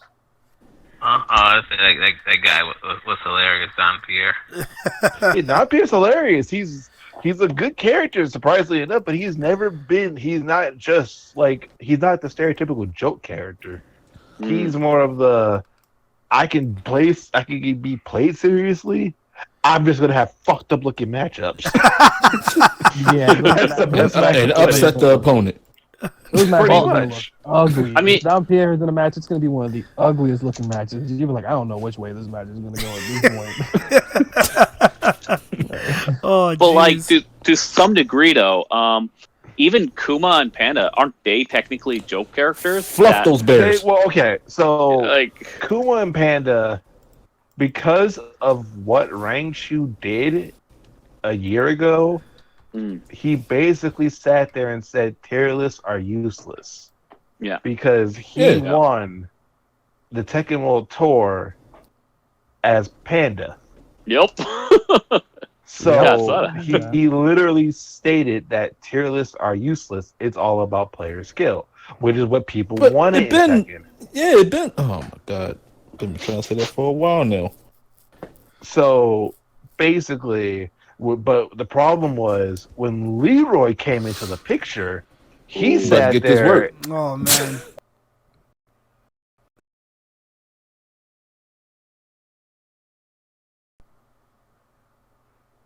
Hello? Oh shit. Oh shit. Hold on guys. If you guys can hear me, hold on. Oh, what the hell happened? Leroy players was by the name of Naroma. He's a Steve Dragunov main, right? Mm-hmm. The day of pools, he was playing casuals. An hour before the tournament started, he sat there and went, I'm going to play Leroy and try him out. And then he went on to get top 8. When a character can literally Leroy. carry you in a 500-man plus pool, that's a problem. And the worst part about this, Harada and Michael Murray were in attendance Testing? during this whole run. They seen it. They saw it. They saw Harada sit there. Harada was through stream. Michael was there on site. Harada was watching through the interwebs, and I was like, oh, Exactly. my God. Like, they were both in attendance, and I'm just sitting there just like, what? So why the hell is you let one person who decides to pick up the character the day of pools, an hour before the tournament start, not know a single combo or any of that? Can you guys hear me? Then Yeah, I can yeah, hear I you. can hear you. Okay. I just had the sound screw up for a second. Mm-hmm. The top 8 winner side. Who lets that happen? Oh, sorry, Yeah. my bad. Not winner side, loser side. He got in there, loser side. My bad. My apologies. Are we He's jumping? still Are we he's jumping still into made the top Tekken 8. 7 right now? I think we so. do. Yeah. Okay, all all over the right. place, fam. You're just mentioning it. Cause yeah, I kind think so. of missed the first half of that story because like the sound fucked up. I can Yeah. retell it 1 second. So Should we be recording it? You could just look back at it. No, cause it didn't pick up what he said. That's why. Oh. Yeah. Oh, bring it back, buddy. Bring it back. So Here, bring it back. I'll be right back. basically- Wait, you be right back? Yeah, don't worry, it's recording. So Okay. yeah, cause I use the bathroom. So basically, here's the whole gist. When it comes to Leroy, basically sat there when he got released. He came in and said, "It's not about player skill anymore. It's about the matchup," which people agree with me with. Because I'm just like, that's the point that makes sense. So now look back at Evo Japan, there were 6 Leroys, 1 Julia, and 1 Kasumi. That's some People's- character diversity for you. Oh, well, let me tell you. That's what happened. So when one person in particular, Naroma, who was a Dragunov Steve main, sat there the day of pools, an hour before the tournament started, he said, I'm going to play Leroy. And let's see how good this character really is. On a And whim. on a whim. On a whim. He had no combos. He had footsie game. He didn't have any true combos really. He didn't know specifically what Leroy could really do until later on in the tournament sets. Because against Arslan Ash, the one that's most commented about Evil Japan, because he not only knocked out Arslan Ash with day 0 Leroy, he pretty much sat there. The first game, he got bopped. The next 2 games were like the hardest downloads you'll ever see on a character with a person. It's actually pretty bad. And you look at Leroy and just be like, yeah, so this person here just picked up the Roma today. Sorry, just picked up Leroy today, sat there, and is in top 8 losers side, and just steamrolled everybody. And someone just went that to me like, Harada, Mary, you guys didn't look at this and think, oh, this isn't bad. It's just a really good player, right? No, it's not a really good player. Naroma usually does very well with Steve or Dragunov. Yes, that's fine, but you can't sit there and tell other people flat out it doesn't look like that Leroy just literally carried him to top 8 in Evil Japan. You can't tell nobody else the opposite of that. It wasn't because it wasn't because Naroma was just really good. No. It was literally because he got carried by Leroy. That's why people are like really starting to discuss Leroy and discuss Tekken altogether, because Tekken wasn't originally always like this, but it always had like the super top tiers, the super stupid stuff in the game that you just could not avoid. Look at Tekken Tag Tournament 1. Look at Tekken 6. Tekken 6. You had Bob, Law, Lars, Nina, Julia, and then in the back you had like Steve or something like that. Yet Steve sat there and won Evo a couple times, became a top tier, and people got scared of Steve now because if you fight a good Steve, you're in for a fucking fight because you're gonna be in it. You're gonna be in for some couple mixups you're gonna be taking. Yeah, he's gonna push your shit in. The same thing with Lars. When they first introduced Lars in the game, Lars was S tier.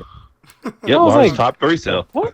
I was like, Lars S tier for what? And then everything Lars did would shut you down, like with no question. Yep. Nobody had an answer for Lars, and everybody's like, well, why are we doing this? And then Rada's like, because reasons. And I'm like, that's not a reason. Like, I can't the good reason. Like every time I'm playing like online, I'm like, here's Lars. I'm like, I don't even know why I'm here. I picked the wrong day to pick rank. Wait, the wrong day to play. Wait a second here. Wasn't Bob the problem in Tekken 6? Bob was the problem in Tekken 6 because Bob was actually stupid. But in Bloodline Rebellion, the game before Tekken came out on console, Bob was even worse. See, console Bob was at the very end of them balancing. Mm-hmm. Bob in BR was redundant. Like, if you played a Bob, you just walk off the stakes. That's basically what happened. That was really how bad it got. Was Bob that bad? And Bob in Bloodline Rebellion, yes, he was that bad. He was literally that bad. God. It was Bob and Lars. That was it. Yep. Cool. Bob and Lars. If you weren't Bob, you were Lars. And if you picked anybody else, you lost. You know, let me ask a question. You will see let me ask just like a general question here. Because like, remember like back in the day when we play fighting games and like we have like a broken character or whatever, and people like laugh and joke, and we just dealt with it. How come now today people are just like, no, ban that character, ban this, nerf this? Because they can't beat them, and they don't want to think. The casual side of gaming comes through, and when people think they can get competitive in the game and they don't stick to it, that's the part that kills game. That's the part that kills fighting games altogether. Because when people complain about a character, for example, DBZ Fighters with GG Goku. Everybody pushed about him. Oh my god! Everybody complained about Bardock.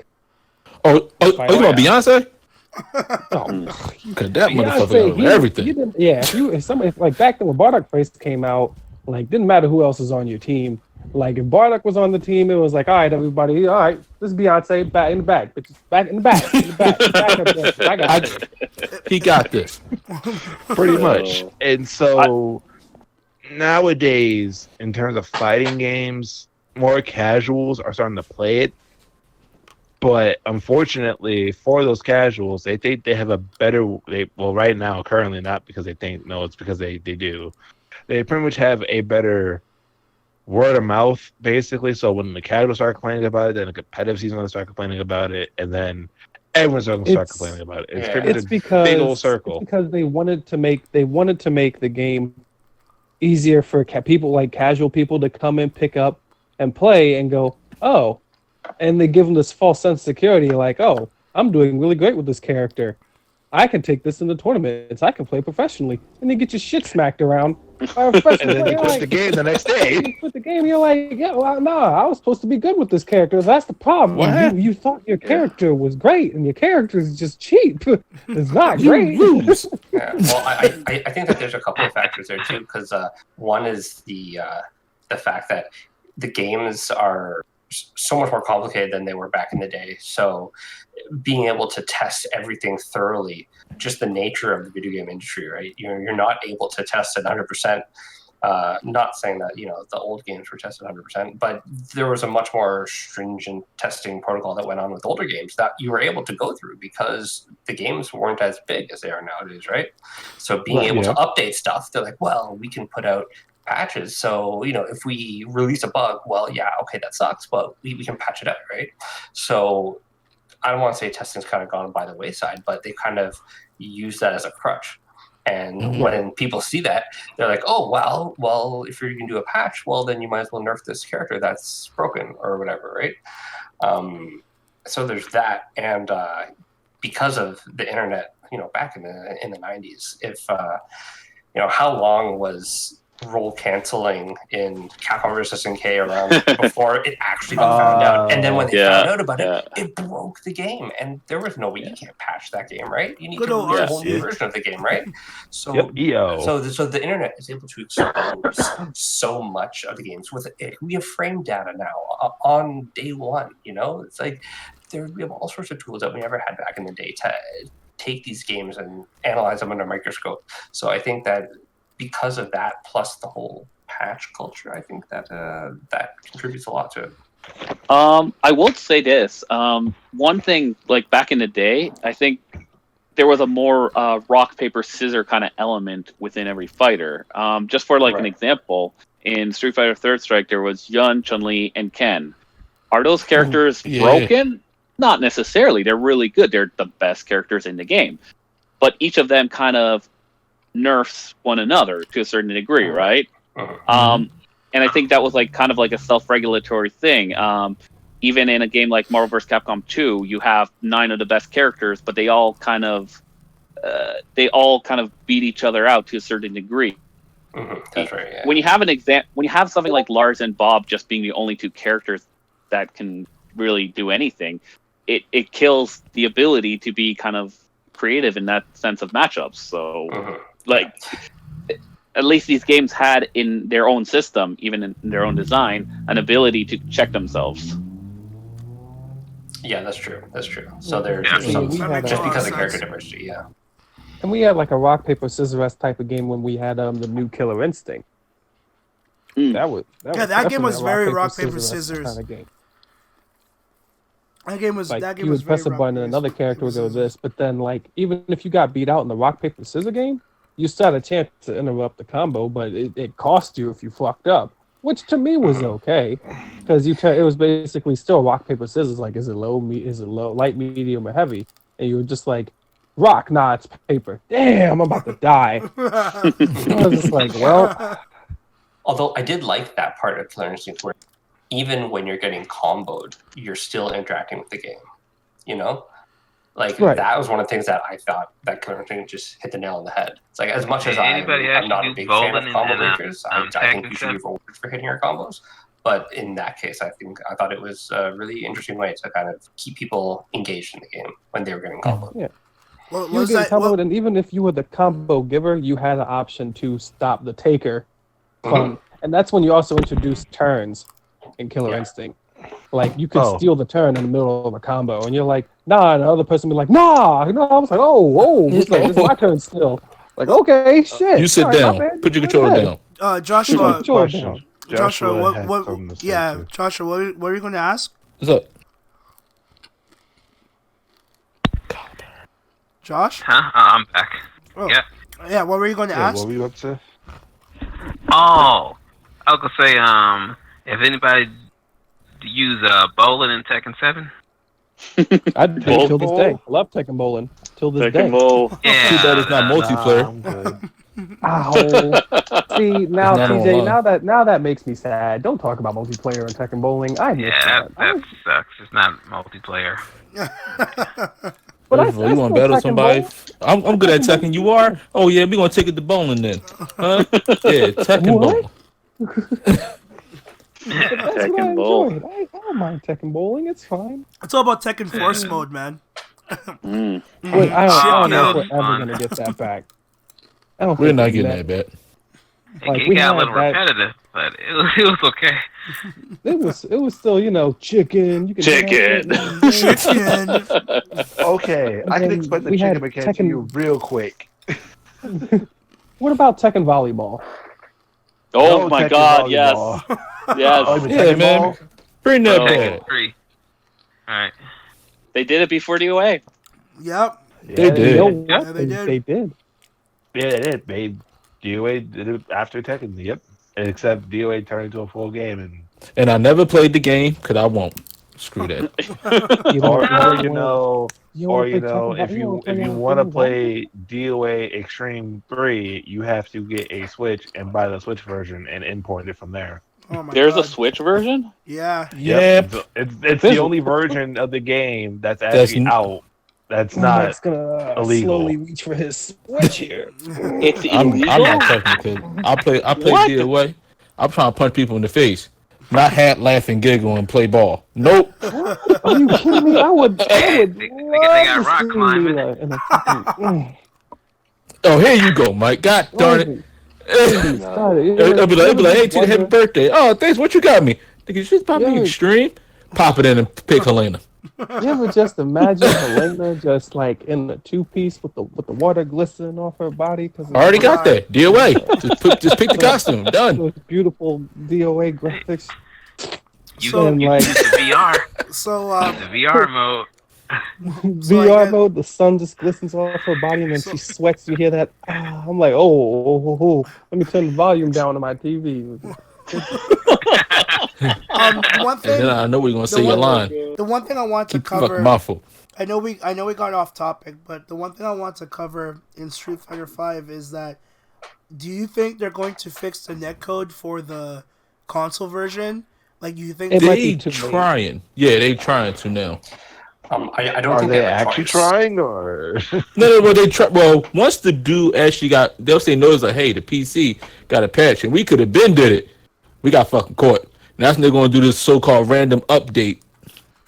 That's supposed to be happening soon. because That's I because saw, a random dude came and actually got it to work. and it got to work in 2 days.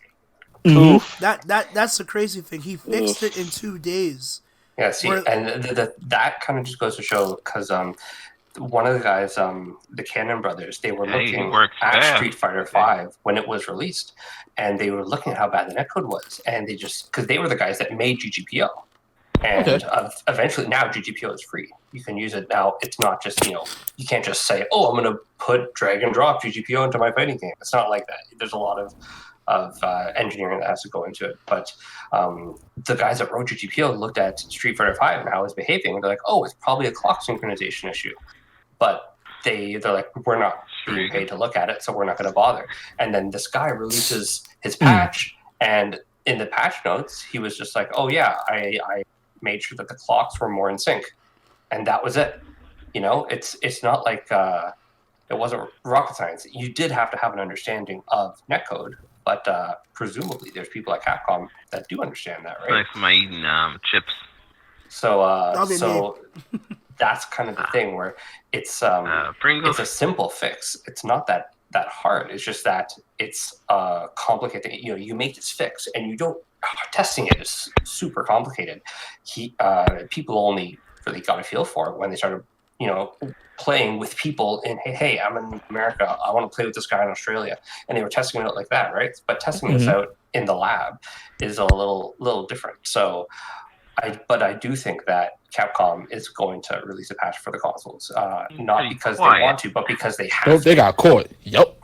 Exactly. So now, this patch for the PC makes the game unplayable if you're going from PC to PC without it, or from PC to console. And so because of that unplayability, they're not people now don't have cross-platform, essentially. So you can't because do of that, I think that Capcom is going to have to do it. I don't think they want to do it, but they're going to have to. I honestly feel that, and like, I'm going by what I saw in Max's video, because what he said kind of makes a lot of sense. I feel that because this has been an issue since on release, I hope, and like, I'm praying that Capcom did the right thing and said, like, oh, you fixed the netcode? Okay, here's like a contract. Do that for the PS4 and we'll pay you with this contract that we're giving you. That way the netcode could be fine for the rest of the release of this title. That is the ideal scenario, that they contract. Ideal. The thing is that, like, I write software for a living, okay? And there is, if I was the one who did this fix, Capcom reached out to me, there was no way I would take that unless they were going to give me a crazy sum of money, because it's not as simple as just like, oh yeah, just come over here and do this thing for us. There's a lot of process. You have to go through all the code. You need to go through the QA process. This has to go through checks and balances. Sony has to approve it before you release the patch. Like it's not as simple as just a process. Come over here and do it, right? It's like, he fixed it in 2 days, but that's also because this guy knew this stuff really, really well. And so it's not as simple as just like, all right, great, hire this contract to come do it. That's great. When his contract runs up and you guys need to tweak the netcode again, then what do you do? Do you fork out another boatload of money to another contractor? No, you want that knowledge in-house so you can take it forward when you go to make Street Fighter 6, So, actually, speaking of, I did have an idea here, and this is just a thought. I'm not sure what you guys think, but what if this is a scenario where Capcom is looking at what's going on here and says, do we cut our losses and just give up on Street Fighter V and its netcode and try to make sure we're on time for Street Fighter 6? I would not be surprised if that was the case. That's interesting. Yeah, that is very interesting. Because like we're saying, if this, the winner of the CPT doesn't auto-qualify next year, if that is an indication that 6 is coming, there's a very good. I hope they learn their mistakes from Street Fighter V. Exactly. Yeah, I think there's a very good case for them to just go ahead and just say, you know what, we're cutting our losses. Not with 16 it's sunk cost, and we're just going to focus on 6. Gotcha. Yeah, that is a very real possibility. But yeah, that's the thing where it's this netcode stuff. It's super complicated, and personally, I really hope that if and when they do Street Fighter 6, that they implement GGPO, because back in the day, it was just Capcom looking at GGPO and be like, "Yo, we don't need this Gaijin netcode. We got our own." Gaijin netcode. Maybe that works when you're going from northern Japan to southern Japan, but it doesn't work when you're going from the West Coast to Europe. Those are completely different beasts, and so yes, Street Fighter 5 does have rollback, but it's a very poorly implemented rollback. I personally hope that they implement GGPO in 6. I'm not holding my breath, because in Guilty Gear's Drive, they're not doing GGPO, which is unfortunate, but that's just the way it is. Getting people to change, and that's the thing, like, it's not as simple as just, oh, GGPO is free, go for it. Well, you need to have resources for the people developing the fighting game to figure out how to use GGPO, right? And these software developers are Japanese. They're not going to want to read English documentation, put it through Google Translate, or maybe get some other guy down the cubicle to translate for them. They're going to need Japanese documentation for this if they're going to be taken seriously. And I think the Cannon brothers have done that as part of the making GTPO. Anybody pre-order the Street Fighter 5? Yeah, a lot of us have. No, Josh was asking if any one of us pre-ordered Street Fighter 5. Oh yeah, I did when it first came out. Oh yeah. I did. Yeah, you mean the 10-man roster? Yeah. Hey, TJ, your mic's going crazy again. Crap baskets. How about now? Still doing it? Still buzzing. Yep. What the hell? Now? Still doing it. Still doing it. I hate this. Up there. Up. Yeah, nope, still doing it. Still buzzing. Come on, yo. Oh, Now? wait, there we go. Very good. There you go. Oh, Jesus.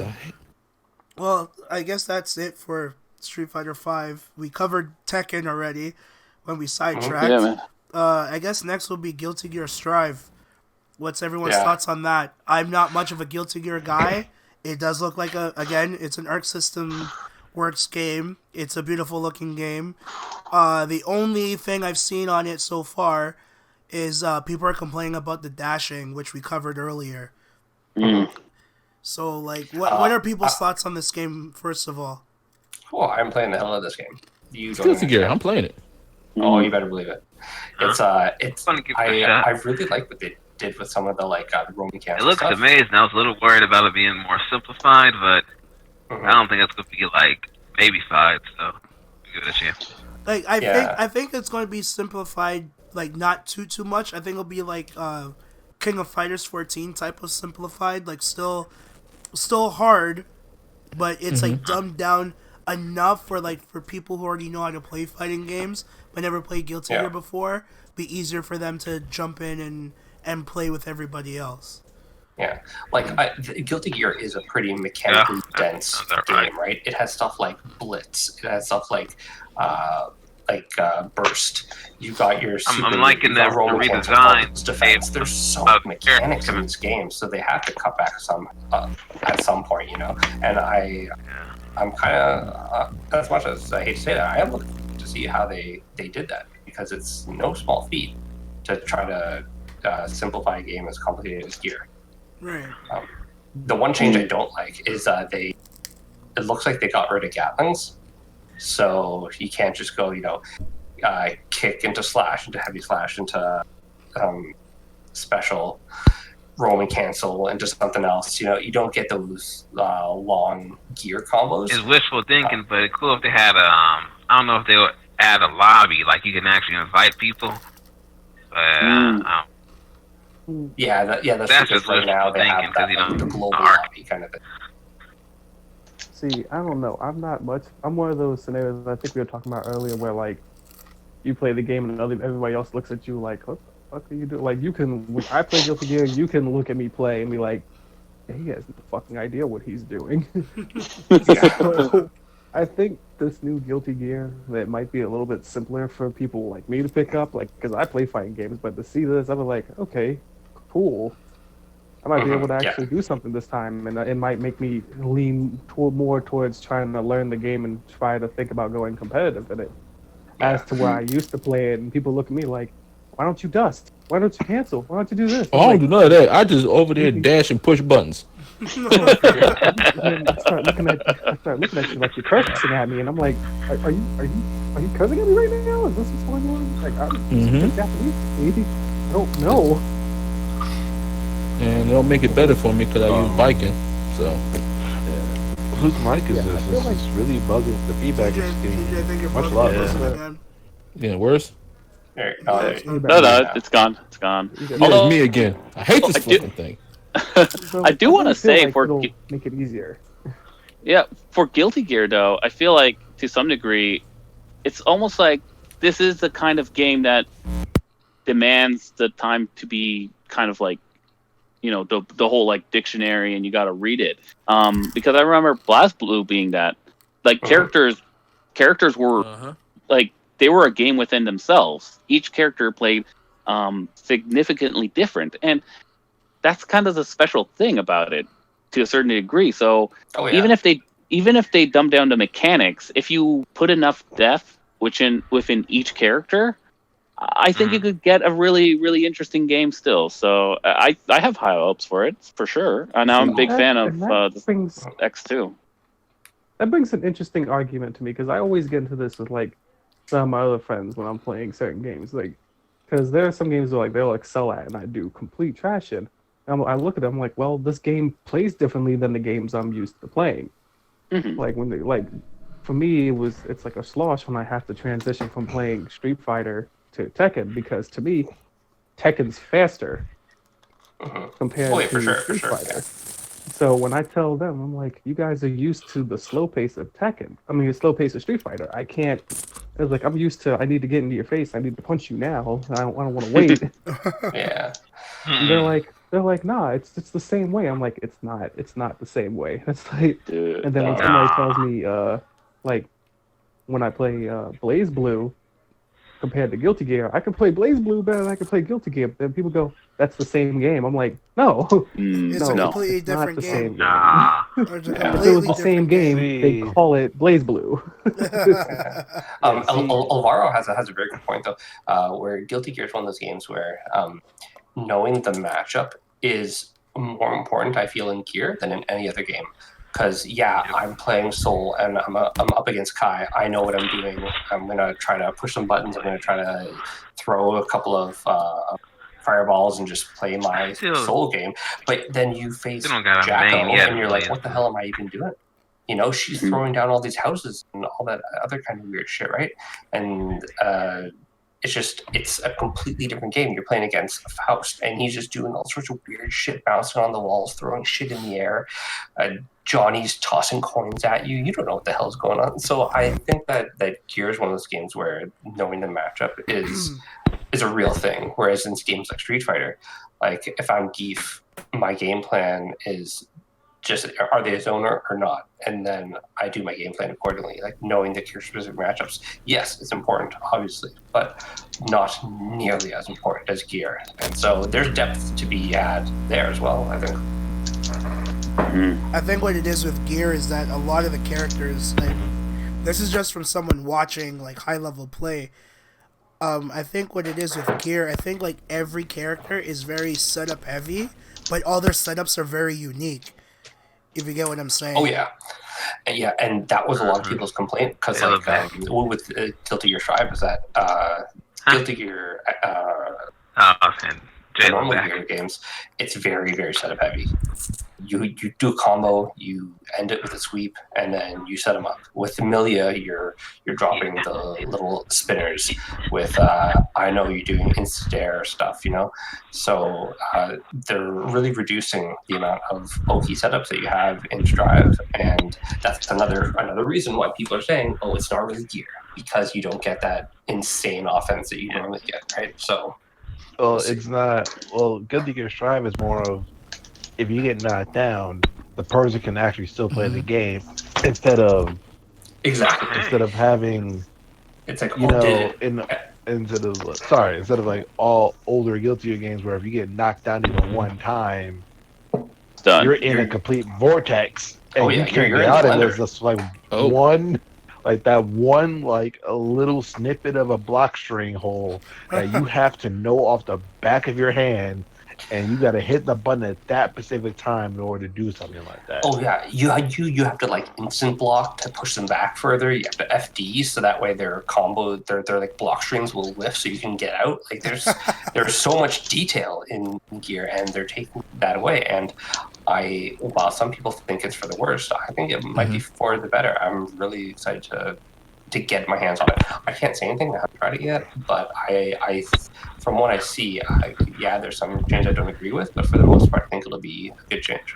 I think what it is with Guilty Gear, like with you explaining all that, like from what I understand, it feels like the core of Guilty Gear, it kept like a lot of like the 90s gameplay of fighting games, if you get what I'm saying. Like like what Damon was saying, like, oh, you got to know that block string and you got to find that one gap so you could counter it, right? I think like looking back, like I'm playing Alpha 3 again on PS2, right? And like knowing like the characters' move specifics and setups and stuff like that. Still downstairs. Mm-hmm. Was that Josh? She's downstairs. Oh, he's talking to his parents. So what I'm trying to say is that like when you like I was playing Alpha 3 recently, playing against like the CPU, and like knowing like like Sodom's like super where he does the size at you and then he does like the last hit in the air. So like when he does that, normally I don't go for like these type of stylish punishes, but like knowing that he's going to go up in the air for that last hit, I could always air grab it or counter it or whatever. Normally I would just sit there and block if I'm playing Street Fighter 5, but something like that I could like easily counter it with an air throw or whatever. Like I think with Guilty Gear, like their core in their fighting engine is that like high risk, high reward type of thing. Like you see like that super coming and you could counter like the split second before the active frames are active. Like you know what I'm saying? So yeah, I think that's what like up until like Exard, I think that's a lot what they kept from like the classic style of fighting games up until this point. Before they decide to change everything for Strive. So and one thing I'm kind of hesitant about is like the soundtrack so far have been fantastic. But Absolutely. I am not a fan of lyrics in my songs when it comes to fighting games. Like you're not about the lyrics. Capcom vs. SNK might be the only exception. But it's only one line though. Well, it's exactly. We're making tuna and bacon. Like, come on. No. We're making tuna and bacon? I mean, all the time. I mean, let's not forget Elena as well. Come beats in my head. Oh, yeah. But it's just in my head. But it's just that over and over and over again. Yeah. But yeah, so I'm hyped for the music because the music is one of the things that really drives me to playing Gear. But I really hope they don't have that many lyrics in there. Like even Xrd, it was if we got those lyrics turned in on there, we got when you did Dragon Install. Now, quick question: do we know who's doing the soundtrack on the latest Guilty Gear? Because I gotta say, like honestly, there was a live album for Guilty Gear X2, and it's fantastic. It is like, it's phenomenal. Yeah. So is it Daisuke Ishiwatari or? I'm pretty sure because like I think so. It's his game, right? So I should ask for some requests for Strive. I'll probably request Alex theme from Second Impact.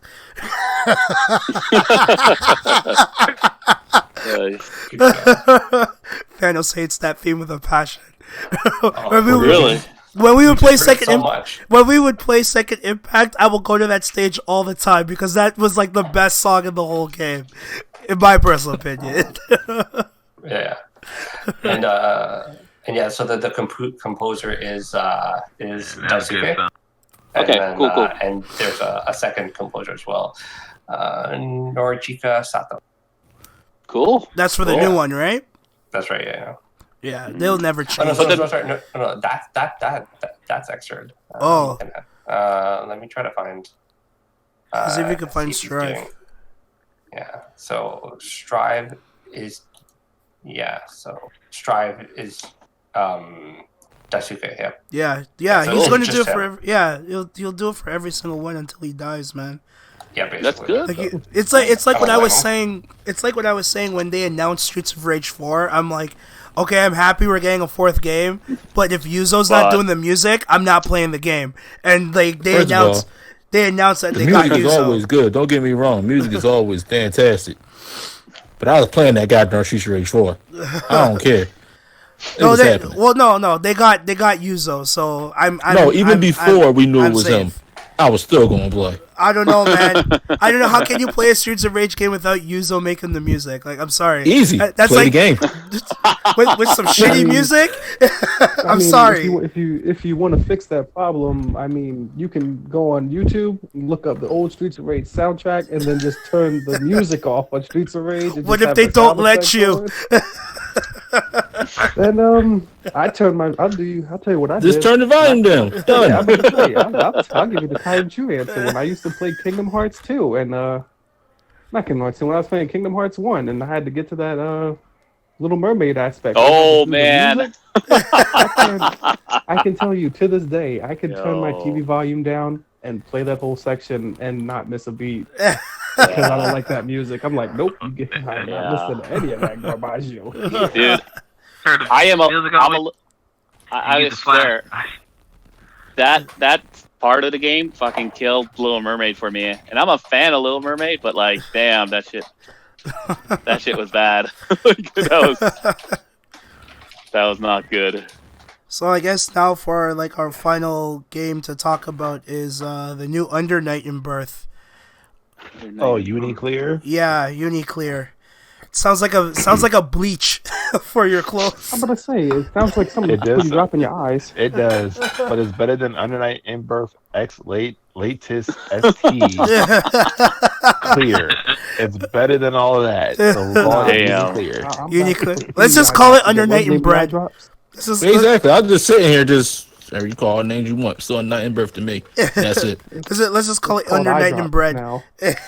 So the news on the game is basically saying, hey, we're going to do over 1,100 changes to all the characters, to all the UI, to all that crap. Wow. Yes, that is basically it's a complete overhaul. It's great, but if you look at some of the changes, from what I've seen from Twitter, a lot of characters that should not be buffed got buffed, and a lot of characters that shouldn't have gotten nerfed kind of got nerfed. Okay, well, then let me see. Let me see if I can get some of them. Since you know most about Under Night, because like I just got into the game like recently. Since you know most about it, explain who's getting nerfed and who's getting buffed. I was just about to ask. Well, basically, from what people have been playing from Frosty, because this is from Frosty playing. Mm-hmm. Okay. Wagner, the quote unquote top tier of the game, quote unquote. Who is who? Wagner is the girl with the blonde curly the blonde curly ponytails, the short sword and the shield, and has fire, etc. Yeah, she's getting buffed. She looked like she was already dangerous as it is. She was already good. She's getting buffed again. Oh, wow. So another character that doesn't really necessarily deserve to get nerfed, even though they're getting nerfed, for apparently, is Chaos. Chaos was the guy with the book, the glasses, and who summoned the familiar all around the places. Yeah, apparently he's getting nerfed. And I'm like, but he was okay in the last version. The way he was, just keep him the same. Just keep him the same. Akatsuki is getting buffed, which he didn't need to be buffed. Why? No reason. Mika's getting buffed, in which case she deserves to get buffed. Enkidu's getting buffed. Hilda's getting buffed. Lynn's getting nerfed. Hyde's getting nerfed, and I'm like, hold on a minute. Wait, Hyde's getting nerfed? Hyde's getting nerfed, yes. Why? Sorry, Dave. Does this mean I gotta go back to Yuzu? No, don't just jump into characters. Yuzu getting nerfed? Don't jump bandwagon just yet, because Yuzu's getting balanced again, and she's still hard as heck to play. So but you know what? You know what? Legit. When I was like editing like the old footage back when I was playing as Yuzu, I'm like watching. I'm like, okay, I was like pretty okay with her. Like surprisingly, like I thought I was terrible with her, but watching the old footage again, I'm like, oh shit! Like I kind of actually knew what I was doing. But she is a difficult character to learn because of the stances, and that's why I went. That's why I went to Hyde. She's my main person in that game. Huh. Fonen's getting buffed again, and I'm like, she didn't need to get buffed because she was already considered the best character in the game. See, Nanase was considered top 3, top 5 in the game, but according to other people, they were saying that, oh, she's like high A to S. She could be considered in S tier, but I'm like, she has an unseeable 50-50 to an extent. If you get hit with it low, it's a confirm. If you get hit with it mid, it's a confirm. If you get hit high, it's a confirm. What are you talking about saying she's like A? What kind of mess am I looking at right here? So I'm sitting here as an opinion. I'm just like, okay, so most of the characters that I like are getting buffed, and most of the characters that were a struggle for my characters, I'm a Mika main, is getting buffed. I'm like, that doesn't sound right. And then the character that I hate the most, Makava, I heard from Twitter that he is getting balanced / nerfed, but we don't know truly yet what the hell the rest of the roster is going to be giving us, because as said before, they're giving out another new character. Lord, I can't even say his name. It's it's L something. I'm not going to say his name, but he has the power to control ice. Try. I'm not even going to try it. He controls ice. He has the power. He has power of ice, and he basically kind of fights like Wagner, except he has longer range. And I think he's a staff or a sword. One of those two. But he's pretty cool. I personally wish that he would have more of the fact that I wish he would have more character DLC or something along that line, so that way people won't just be like, okay, we have a new character, we have all these changes, that's great, but we want more stuff for it. Again, it's Titan Moon. They do this type of thing where they will overhaul the entirety of the game and bring in like 1 or 2 new characters. For example, remember Titan Moon did Melty Blood. They did that so many times. Oh my god! Melty Blood actually in current code, still being played to this day. It's still hard. People still don't know the full matchup in that game yet because there's 96 characters in that game. You count each and every single individual style. So much to that game. There's still way too much in that game. 96 characters, and you have to learn all those matchups. Have fun. That's a lot, man. Holy shit. And if you're trying to stick, there is no one person that will stick to one main. Yeah, you can't. Not in there. You actually can't because there's too many characters in terms of styles. Because everybody has 3 styles. And I do believe there are 24 characters. No, there's 24 characters each in the game. Nope, counting the new 2, it's 26. So there's like 90. There's 90 something characters in that total in terms of style and matchup. So it's like, Jesus Christ. Okay, I have to learn all this. This is gonna be fun. Well, since I'm using Hyde because he's kind of like the Ryu type character to like let me get used to like the fighting engine in Under Night. Like, how drastically did they nerf him? Not even that drastic. Like, most of the nerfs are more toward, I do believe, more towards damage and nerfing like a little bit of a certain special and then nerfing his range on a couple normals. Other than that, that's about it. There's not like nothing like super bad. I just have to like work a little extra harder then. I think that's good. That's pretty me. Like think like the Wolverine of like Vanilla Marvel 3. Because the way how he plays, you kind of have to like stay in that character's face. Like you have 2 options. You can either zone them, which is not going to do much damage. Like the real damage is when you go in and like you fuck shit up. Right? Yeah. And like that's what I've learned. That's what I've learned playing him for the last like month. Like he's a pretty good rushdown type of character. Yeah, he's good. He's a good rushdown. Yeah, so like it kind of works in my favor in like the type of rushdown characters I play, like Vanessa and Cammy and stuff like that. So, but note this: there are 1,100 changes in this game in about 2.5 weeks. We'll find out and see who got nerfed, who got extremely buffed, and who got overly nerfed for no reason. Well, I don't even know who got changed in the last the other one. games? What is that? What happened? So you think Under Night did that so they can keep up like competitively? Yeah, It sounds, I can yeah. see that. Sounds about right. Sounds about right. Because if you look at it from this standpoint, Tekken 7 has the Leroy issue right now. Street Fighter 5 has had the Karen issue, which wasn't really an issue. It was just much more the fact that the play was just really good because Karen's not that good. Let's not talk about that because that actually puts me in rage mode. Oh, you mean about your? You mean about Broken Cammy? Yeah, that's true. No, not even broken Cammy. Like all this broken character shit in Street Fighter 5 is like complete bullshit. I'm sorry. I'm going to be the first. You're not wrong. I'm going to be the first to say it because you know what? If they want to come and troll me after I say this and have it public, go ahead. I don't give a shit. All these motherfuckers who play this game, yeah, I'm going in. I'm going in. No lube. Tell us how you really feel, Dave. All these guys I see bitch on Facebook saying like back when Cammy was supposedly top tier.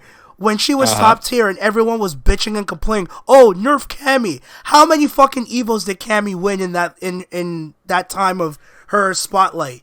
How many Evos did Karin win? All these top tier characters people complain about in Street Fighter 5, how many of them has won a major tournament? Like really, like real talk. The only one that actually won was Takeda with Akuma. And then Bison. And then Bison, like, okay, first, 2016 was, Infiltration won that one. He was, who was he in 2016 when he won? Infiltration in 2016? Yeah. Akuma? He was Akuma that year? I do believe so. Okay, so Akuma 2016, 2017, Takedo won that one, right? Oh no, sorry, not Akuma. Nash, my bad. Nash. Okay, so Nash. Okay, my apologies. Okay, so Nash. Okay, so Nash won Evo 2016. Akuma won Evo 2017. Bison won 2018. And Rashid won 2019. So all these, the four characters that won Street Fighter 5 and Evo, the biggest stage, I would even include Sakura, who just won Evo Japan against a fucking Karen. So all these guys who bitch about all these characters who are too top tier, learn the fucking game. That's all I gotta say about that. Learn the fucking game. This is when the audience do the clap. That you be saying when you watching shows, they do that clap. I'm sorry, because like these guys put in the work and they beat out these supposedly top tier characters. Like I don't if I'm missing something, somebody please explain it. You're not missing anything. I'm just gonna sit there and say and agree with you because Newman, who actually took Evo Japan with Sakura against Mago, sat there and pretty much said, Sakura, it's your turn to go in now. Let's see what you can do. And then Sakura sat there and just went in. And lo and behold, she won Evo. She took that W. Yeah. She got the W. Except the thing is that like it's not about looking at who wins the tournament. It's about character representation in stuff like top 32s, top 16s, top 8s, and stuff like that, right? Well, that is true because top 120 at Evo Japan for Tekken 7, I think over 20% of them were all Leroys. There was like Leroy versus Leroy, then Leroy versus insert character here. Right. The Leroy show. And then you have top 8 where 6 out of the 8 of them were the same character, right? Now, Street Fighter doesn't have it that bad, but it's, Karen is a good, there's no denying that Karen's not a good character. Like, no, she's an amazing character. She dishes out like a shit ton of damage without using super. Like that's crazy, right? Yeah, no, for sure. But like my thing is that like there are people that were saying Candy was top tier because Candy was placing in tournaments. Now did she take the number one spot? No. But there was You're buzzing, TJ. A lot. Sorry. But there is a lot of there was a lot of representation in there, right? And same with the it's like you look at Problem X winning Evo with Bison and it's like, well, yeah, okay, he played Bison in top 8, but for every other match he used like Abigail, you know. And so it's like, well, now is Abigail now top tier? Or is Bison, you know, because he won spot? Well, exactly. That's kind of the question. You know, how many Abigails were there? You know, like Edpachi Zangief plays Abigail. He has Zangief in his name. He's a Zangief man. He plays Abigail because he's like, Zangief is trash compared to Abigail. He's like, why would I play Zangief when I have a guy who has massive buttons, can just beat down for a ton of damage, and he's got a command grab too. It's like, so it's more than just who wins the tournaments, but I you know, you're right, where like, sometimes you just need to learn them. I am sorry, like I apologize for swearing just now there, and don't like, apologize and all that stuff. Yeah, it's just all right. Like, it's just I was gonna bring up another example of. I was going to bring up another example of another character. Yeah. So with Fujimura and Ibuki. Because when people figure out about how Ibuki was being played, when Fujimura got into the game, he sat there, he was doing unblockable setups, he had cheesy shimmies and all that jazz. People were calling Ibuki a broken character because she had a comeback factor. And she had nasty stuff. I'm just like, that character's not broken. She's very fair. Just the factor of that, if she gets in, you basically die. Have fun. Yeah, exactly. Yeah. Have fun. Well, You also, have I mean, defense. Shouldn't we consider also the learning curve? The fact that, you know, this guy took the time to take this character, learn the setup, and shouldn't he be rewarded? You know, well, exactly. I believe that too. I think what it is. I think what it is just that people, I don't know, like people just sit there and they watch it and they see something they never seen before, and then they go and say, "Oh, this character's broken." Like I feel that term has been overused. In my personal opinion, that's how they do. Right? I think it's overused. I think like to use a term where a character is broken, I would say Leroy, because I actually seen it with my own two eyes. Like that demonstration Damon had with Mike when all of us was watching it online and showing like all the stuff that Leroy can do. It's just like, whoa, that is retardedly stupid. Like that, like how do you get away from that? You know what I'm saying? You don't. You don't. You just don't get away. Well, I wanted to ask though, like who won Tekken 7 in Evo Japan? Because I missed that one. Leroy. Oh, Leroy won. Okay, so you see, there goes back to my original point. I apologize for swearing and getting mad and stuff like that. But like for a character to be broken, they have to win a crap ton of tournaments. They have to need to have a shit ton of tournaments under their belt. Because even when they say Cammy was broken in season 2, like she's like the best character in season 2, and a freaking Bison player won the whole thing. And there was no Cammies in the top 8. Yeah, well, that's also because, like, you know, guys like Problem X, like, they weren't playing Bison in pools. They were playing characters like Abigail in pools. Sure. Where when you go up against a Cammy and you're Abigail, you're laughing. Because you just get to push buttons and keep her out and stuff like that, you know? Exactly. Whereas she has to come up to you, and that's a bad spot for her, right? So, you know, Abigail's a bad matchup for Cammy, and so that's why guys like Problem X played Abigail in pools. He only started playing Bison against. So you see, that's someone who took the time and learned the matchup. So a character is not broken once you figure it out. That's what I'm trying to say. Like I'm just getting sick and tired because I'm on Facebook all the time, especially like I'm on Fighting Gamers X. Like everybody bitches on that goddamn Facebook page, man. See, you mean Complainer Fighters X? Yeah, Complainer Fighters X. Like so many, like every, like it's like this is what they do. This is what they do, and I don't care if they call me out on this, but this is what they do on this page. They post waifus every fucking day, and talk about who's like the sexiest female fighter character, and then complain about which character is broken, and never sit there and figure out how to beat this character. There's probably like about 20 people who actually post like videos on what they do to beat characters or try to teach people and all this other stuff. Like everyone just sits there on that page and complains. I mean, Yeah, but Well, Like- the main reason being why people complain in terms of fighting games is because people are different and they want to learn. They want to learn, but they are too afraid to learn because they feel it'll take too much time out of their hands of what they actually do. I respect that's very wrong, but that's how people think. Yeah. Well, So- also complaining is easier though. You know what I mean? Complaining is easier. Oh yeah. Yeah.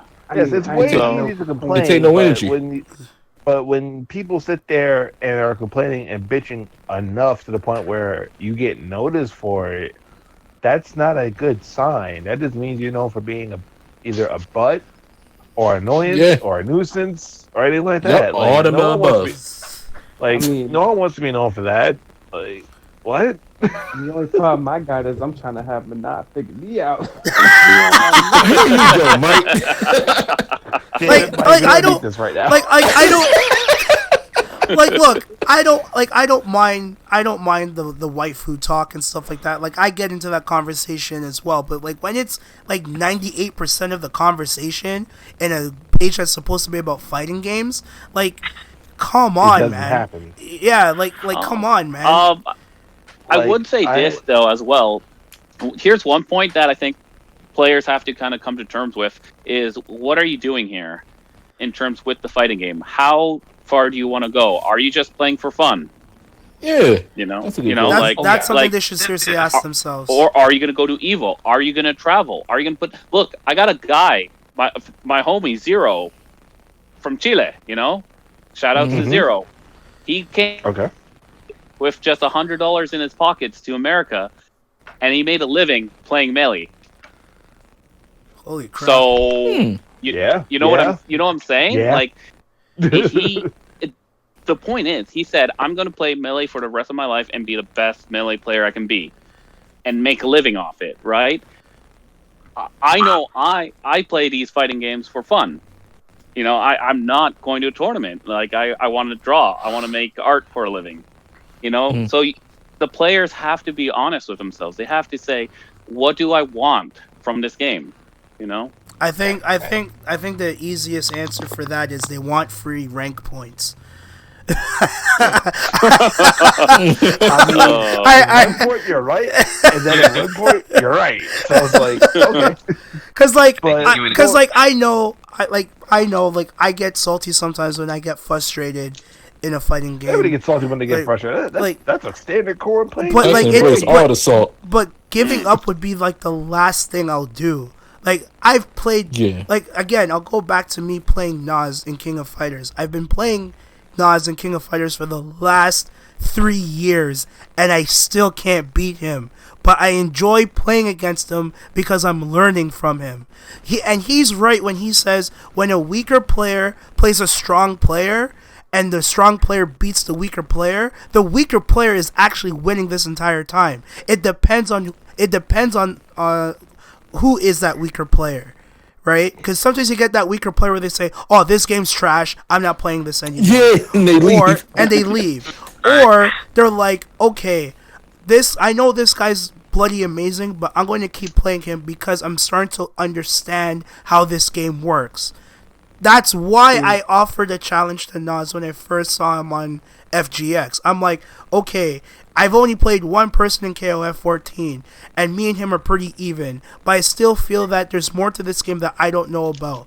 Nas posted a couple of videos. I was afraid to ask him at first, but I asked him anyway. I just said, fuck it. The only thing you could say is no. It's like asking a girl out.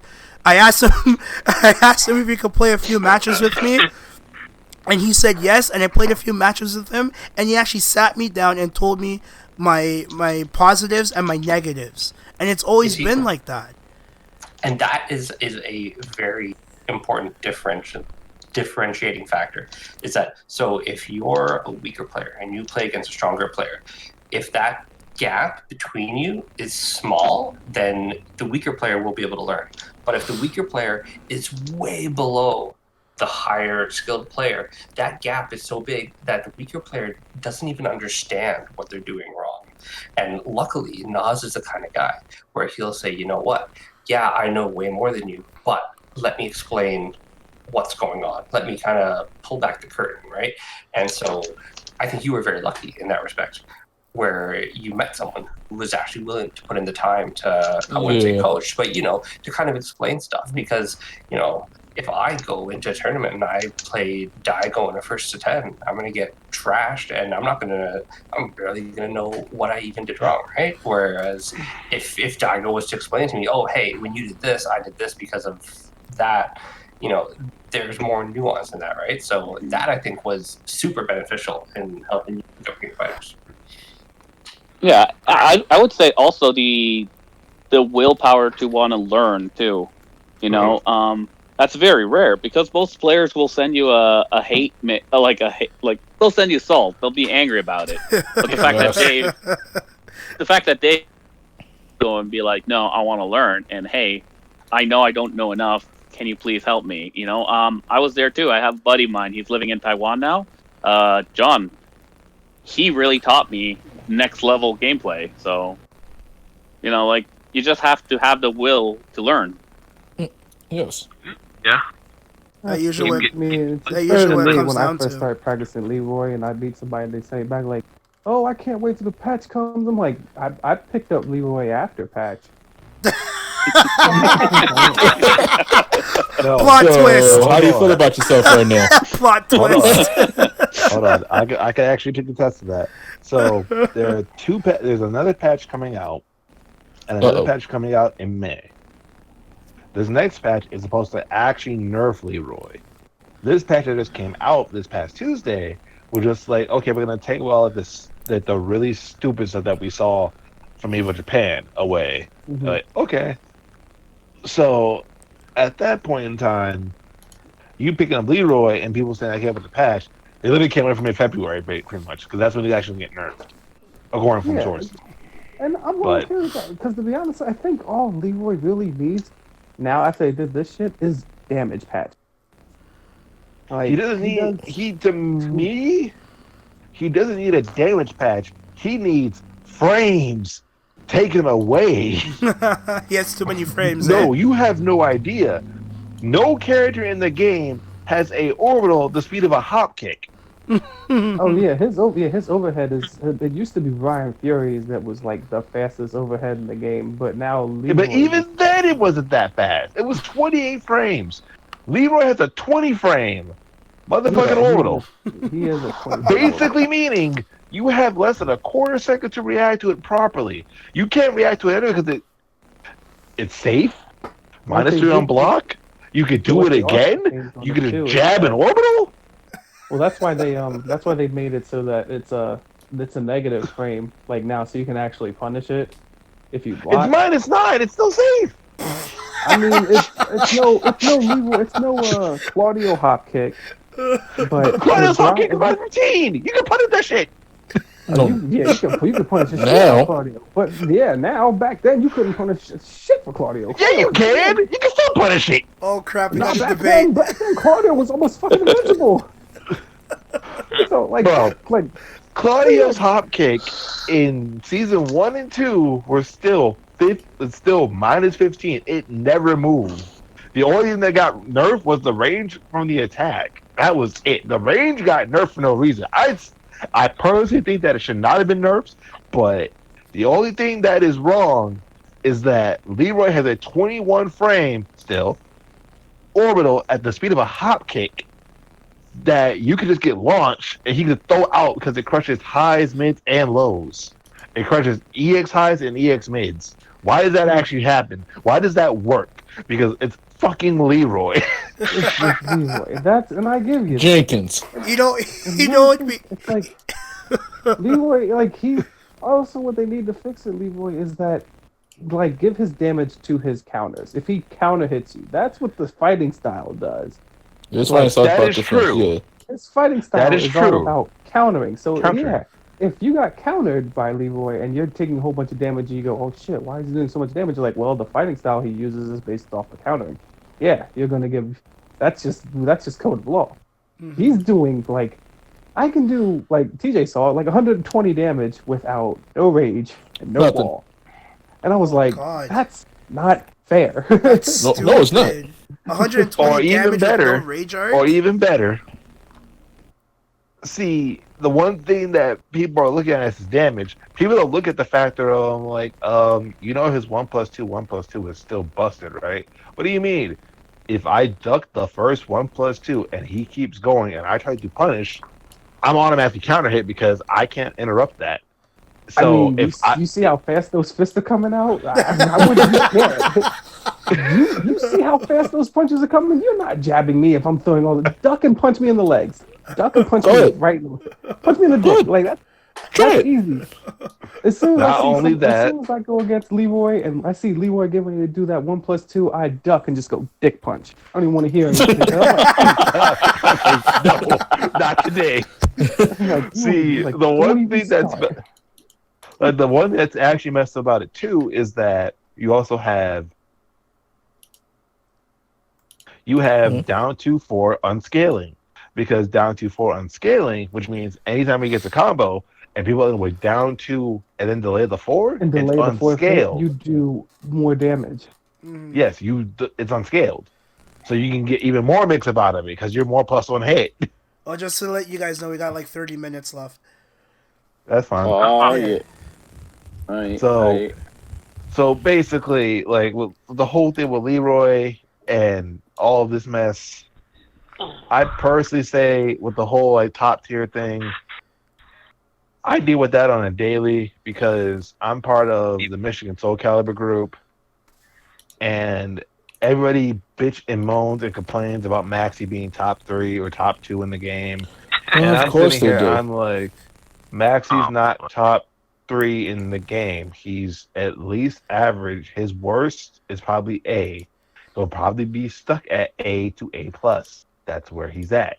Because Maxi got some new moves that are great, but can't be used unless in Soul Charge or has meter. That's different. I have to use them in a situation, not use them or abuse them. Because if I were to exactly, it's situational, which is why I'm saying he's not that good. The only thing that makes people complain and bitch and quit Soul Calibur 6 is for one button, and it's called Heaven's Guard. Heaven's Guard for Maxi. Oh my goodness! Oh yeah, that move. It's tricky. Heaven's Guard is a 12-frame GI that GIs literally everything in the game. But it is also the creation of Adam. You get the creation of Adam painting, you put God in the background, you put the Gate of Heaven, you put Maxi there doing Heaven's Guard, and you have probably the sickest painting ever in fighting games. But then when you go back at it, you can also think about this one too. Remember, Heaven's Guard is a 12-frame GI. If delayed, you can punish it. If not delayed, you're taking a hit. Because guess what? It's a level 3 GI. You are getting lethal hit for that. That's guaranteed borderline. The only time it's not is when I'm in PSL 5 or PSL 2. Sorry, not PSL 2. PSL 5. If I'm in PSL 5, I am not able to get a lethal hit off it. That's me going backwards while moving up backwards from stance. If I'm going backwards in stance and I do Heaven's Guard, I'm not getting a lethal hit for it. I get frame advantage for it. That's fine. But the reason why people are complaining about it is because, it's Max. I can't hit a button against this character. What do I do against this character? Oh, goodness gracious. Buddy, you've been playing for 2 years and you just now figuring this out the hard way? Yeah, How special are you? Like, really? It's not hard to look at that. Like, I've even told people to play Maxi. All you have to do is look at what stance I go into. That's it. Or duck if you know what's coming. It ain't hard to duck Maxi. It ain't hard to fight Maxi. You just gotta know what you gotta deal with. Because Maxi is not in short range. Maxi has range in this game. So I'm like, Maxi's good in range. It's not Soul Calibur 1 where, if I'm dancing in stance all day and I hit you, guess what? It jails. And guess what? I'm plus. Oh shit! You take the dick. That's what had happened. Oh no! That's why Maxi was the best character in the game in 1, or the second best, or whatever. Because Taki was also the best character in 1. You know why? Because she had a 10-frame startup, 5A6 just. That wasn't even a just frame. You just do it and you get rung out for it for free. That's how stupid it was. And I'm sitting here, I'm just like, if you guys play Soul Calibur 1 and look at Max's frames, you guys be just quitting the game altogether at this point. Because I'm like, I want to show you guys this mess. Well, it's funny, I everybody's still a have that precious game. snowflake these years. Oh man. They tell me that's what when I tell people with some things in Tekken, they're like, "How are you hitting me with these moves?" I'm like, "Well, probably because I'm being really offensive because I know you're not gonna do the one simple thing in the game, which is back." I'll be back. He's baffled. Just Okay. like honestly, a lot of your problems in Tekken can be solved if you just press back twice. Like, Just dash back. If you press back No, twice, just hit back. you solve your entire problem. I'm like, what is that supposed to mean? I'm like, listen, if you come toward me and you do a move and I know I'm just gonna backstep, like you're not doing shit. I'm like, well, I'm just gonna back up now. Done. And you're going to miss. And now you open. And the minute you miss, I'm like, well, now it's gonna end with you and got nothing to show for it. Here you go. Oh man. And this was before Leroy came out. This is when I was like, yeah, I'm just gonna pick random. Yeah, Mr. Mokujin. Fuck out of here. I'm gonna pick random and just watch me backstep, and then that's like, so you're just gonna. I'm like, yeah, I'm just gonna backstep. That's all you're gonna do. You're just gonna backstep. Yeah, I'm gonna do that. Yeah, I'm just gonna do it. That's like the same thing when everybody's like, yeah, I can't. Like, this is around the time when Claudio had like that Superman punch. They're like, oh my god, that Superman punch is ridiculous. I'm like, why don't you just duck? I mean, you could duck. Or you can complain. Exactly. What a concept. What a concept. What an answer. Is he not wrong though? He's not wrong at all. What an answer. If you see me running full speed at you from the other side of the screen and you're still standing, You basically saying hit me. AKA, don't believe me, just watch. Exactly. I'm like, watch. I'm about to come up in here. Hit you with that fucking Don't Make Cry stinger. Just like it is in DOA with Jan Lee. I'm gonna fly kick you. Ooh, that look pretty. Smack. I think this definitely goes into the more of the concepts of accountability and the player base. That's a big thing. A lot of players don't want to admit that they fuck up. Yeah, and I mean it's crazy though. In a tournament of 500 players, there's only one champion, and there's 499 losers. Yep. So, Yes. guess what, guys? We fall into the bracket of losers. Mm-hmm. More often than Sure not. do. That's why I play for fun. Yeah, and then you have to be okay with that. Be cool. Be like, and look, if you make it, if you go to a tournament and you win big, First of all, I beat somebody. I'm like, oh, I won. Nigga, you ain't win everything. I beat somebody. I won. Yeah, but like we have to look at ourselves and like really be honest with ourselves. Like, and I don't understand where a lot of these players kind of are like just trying to find excuses, trying to like, I don't know, like, hey, you can move, sidestep. These are basic elements. Yeah, like this is where I pull out the Rocky quote. Well, I'm like, you can blame him or her or anybody. Cowards do that, and that ain't you.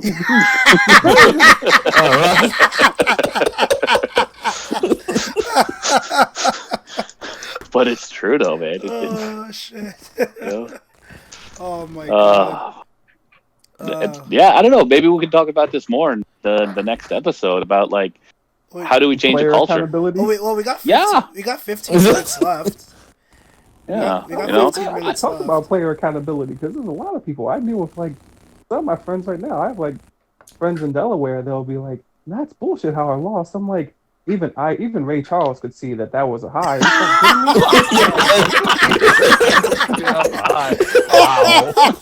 Wow. Oh, I'm done.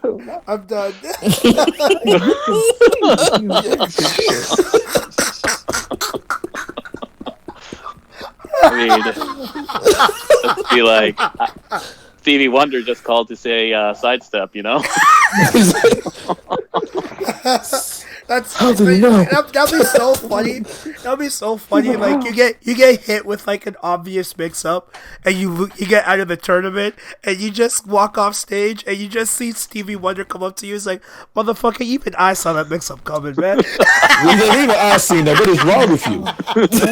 That's kind of how it happened at Evo for my friend. He was playing Mortal Kombat, and he played the dude he fought before he could get to like Saturday's matches. All he had to do was fight this one guy, and he would have been in Saturday's matches.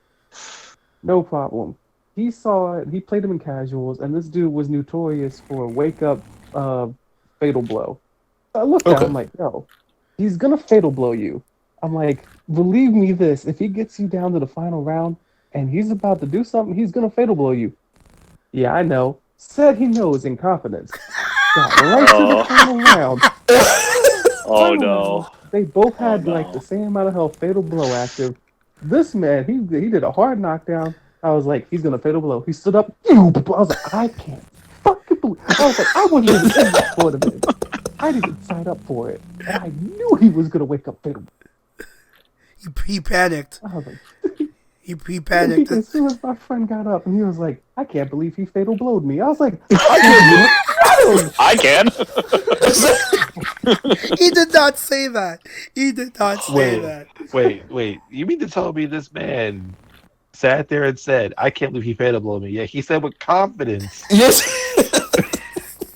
See, and I know. That falls in the line of player accountability. He didn't want to admit that he let this man Welcome back, Josh. He's like, he didn't do it. I'm like, you know he's going to fatal blow, right? This round, he's got nothing left to lose. What the fuck you mean? That's some. We do it live. That's some low tier god shit, man. Like I've been watching. That is literal low tier god. Like I've been watching some of his compilations recently, and where he's just like, oh, typical Shoto is gonna wake up DP me, wakes up DP, and he still gets hit. I'm like, in my head, I'm like, LTG, you called it. Why didn't you block it? This one uppercut. I can't believe you did that. Get that ass back. Oh, you thought that Chun-Li was good? Get that ass back. No. Like, that's the thing. Like, if you know Zangief's gonna walk up to me and try to SPD me, I'm gonna jump.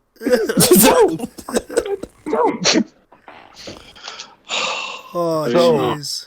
So the tell my Tekken, I want to tell my Tekken 7 pool story about what happened to me. Yeah, go for it. We got some. Wait, let me see how much time we have left. Okay, we got like 2:46. So yeah, you got like 15 minutes. Okay. So pretty much what happened was this. In my pool, I had to play a gym player by the name of Amigo. He was a Japanese gym player, very strong. Okay. Mm-hmm. I go in there. He was my third match. I'm 2-0 right now. All right. His friend was there. He said, "Can I get you play on one side?" I'm like, "Sure, no problem." My hands aren't warmed up. I'm still freezing cold, but I'll live. It's okay. Yeah. So then, the first set, I lose 2-0. I almost got matched the second game. God match in Tekken tournament means you get 3 perfects without really touching them. Oh, wow. I almost got that. That almost happened to me. Ooh. I got salty. So I ended up running to my pools. I got almost to. I was the loser. I was the winner out of this pool, and will be pretty much going to loser side. And then I'll have to play on stream the next match. Mm-hmm. So basically, I think it was top 20, top 196, 172, one of those two, whatever. Excuse me. I ended up playing against Amigo again because when I had to play Mason on stream, his friends were laughing at me. Oh, here we go. But then I took the first game, and they're like, "Oh, we probably shouldn't laugh at him now, should we?" Yeah, no, you shouldn't. So I then lost 2 straight. I shook my man's hand. We were all good. We were all buddy and all that jazz. And he was like, "Your loss not bad. Be more aggressive." And I'm sitting here. I'm in my mind. I'm just like, No, this motherfucker did not just say be more aggressive. That was the most aggressive I ever got in a Tekken fight. In a Tekken match. Please be more aggressive. Ninja, what? I was like, hold on. After I lost, I walked around for a little bit trying to find David and them, and I couldn't. And it was still stuck in my mind. I'm just like, this motherfucker just said, play more aggressive. I'm like, but I don't. What? That's what I was doing. And I was aggressive. How do you say What the fluff you want me to do? How does this work? How does this work? So I couldn't comprehend any. I couldn't comprehend for like a good 30 minutes, and then I saw him lose to Mason, and I'm just like, be more really? aggressive. I'm like, really? I'm sitting there just like, really? You lose to Mason of all people? I've beaten Mason before. Even though it was online, I've beaten him before. Like, he's not like the crazy Yoshi main. He's a good Yoshi main. She walked up to him. Hey, should have been more aggressive.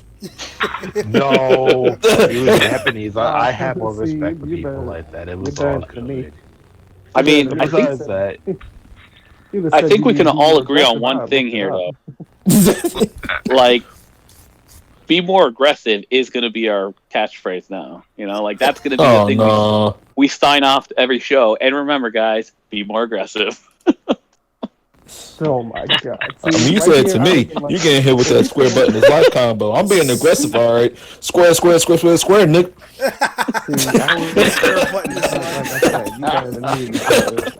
I would have smoothly walked up. I would have went up to Google. I'm like, hey Google, yeah, how do you say eat my ass in Japanese?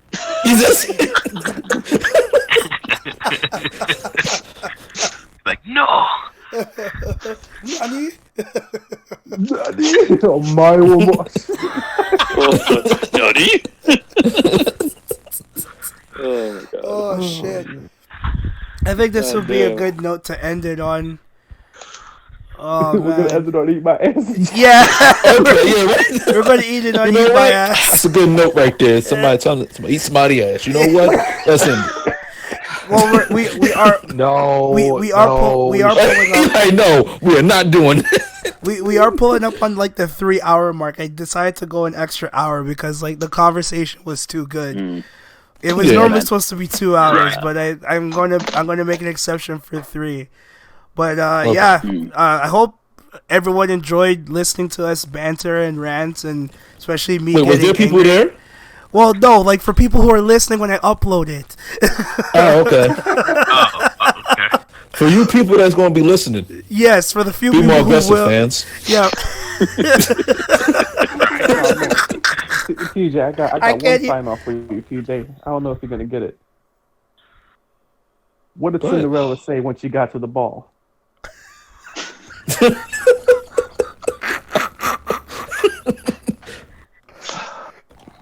Beam, I don't know. I don't fluff it. What did she say? Oh, Lord. Time to go. Well, guys, it's been real. Oh, God. Well, this has been the This has been the first episode of the Fighters Corner podcast. That's how we do. Hopefully, next time, all of you gonna get mixed up next time. Oh Jesus! I'll probably aim for episode 2 sometime next month when I get the band back together and stuff. But yeah, thanks for listening. Thanks everyone who joined in tonight and helped me out with this. Thank you, Alvaro, for kicking my ass to get this started. Hey, no worries, man. It's all good. So yeah, this is it. Everybody have a good night, day, wherever the hell you are in the planet. And thank you for listening. Buenas noches, amigos. I'm going to go lose a Mega Man X now. Oh, God. Be more aggressive. Have a good night, everybody.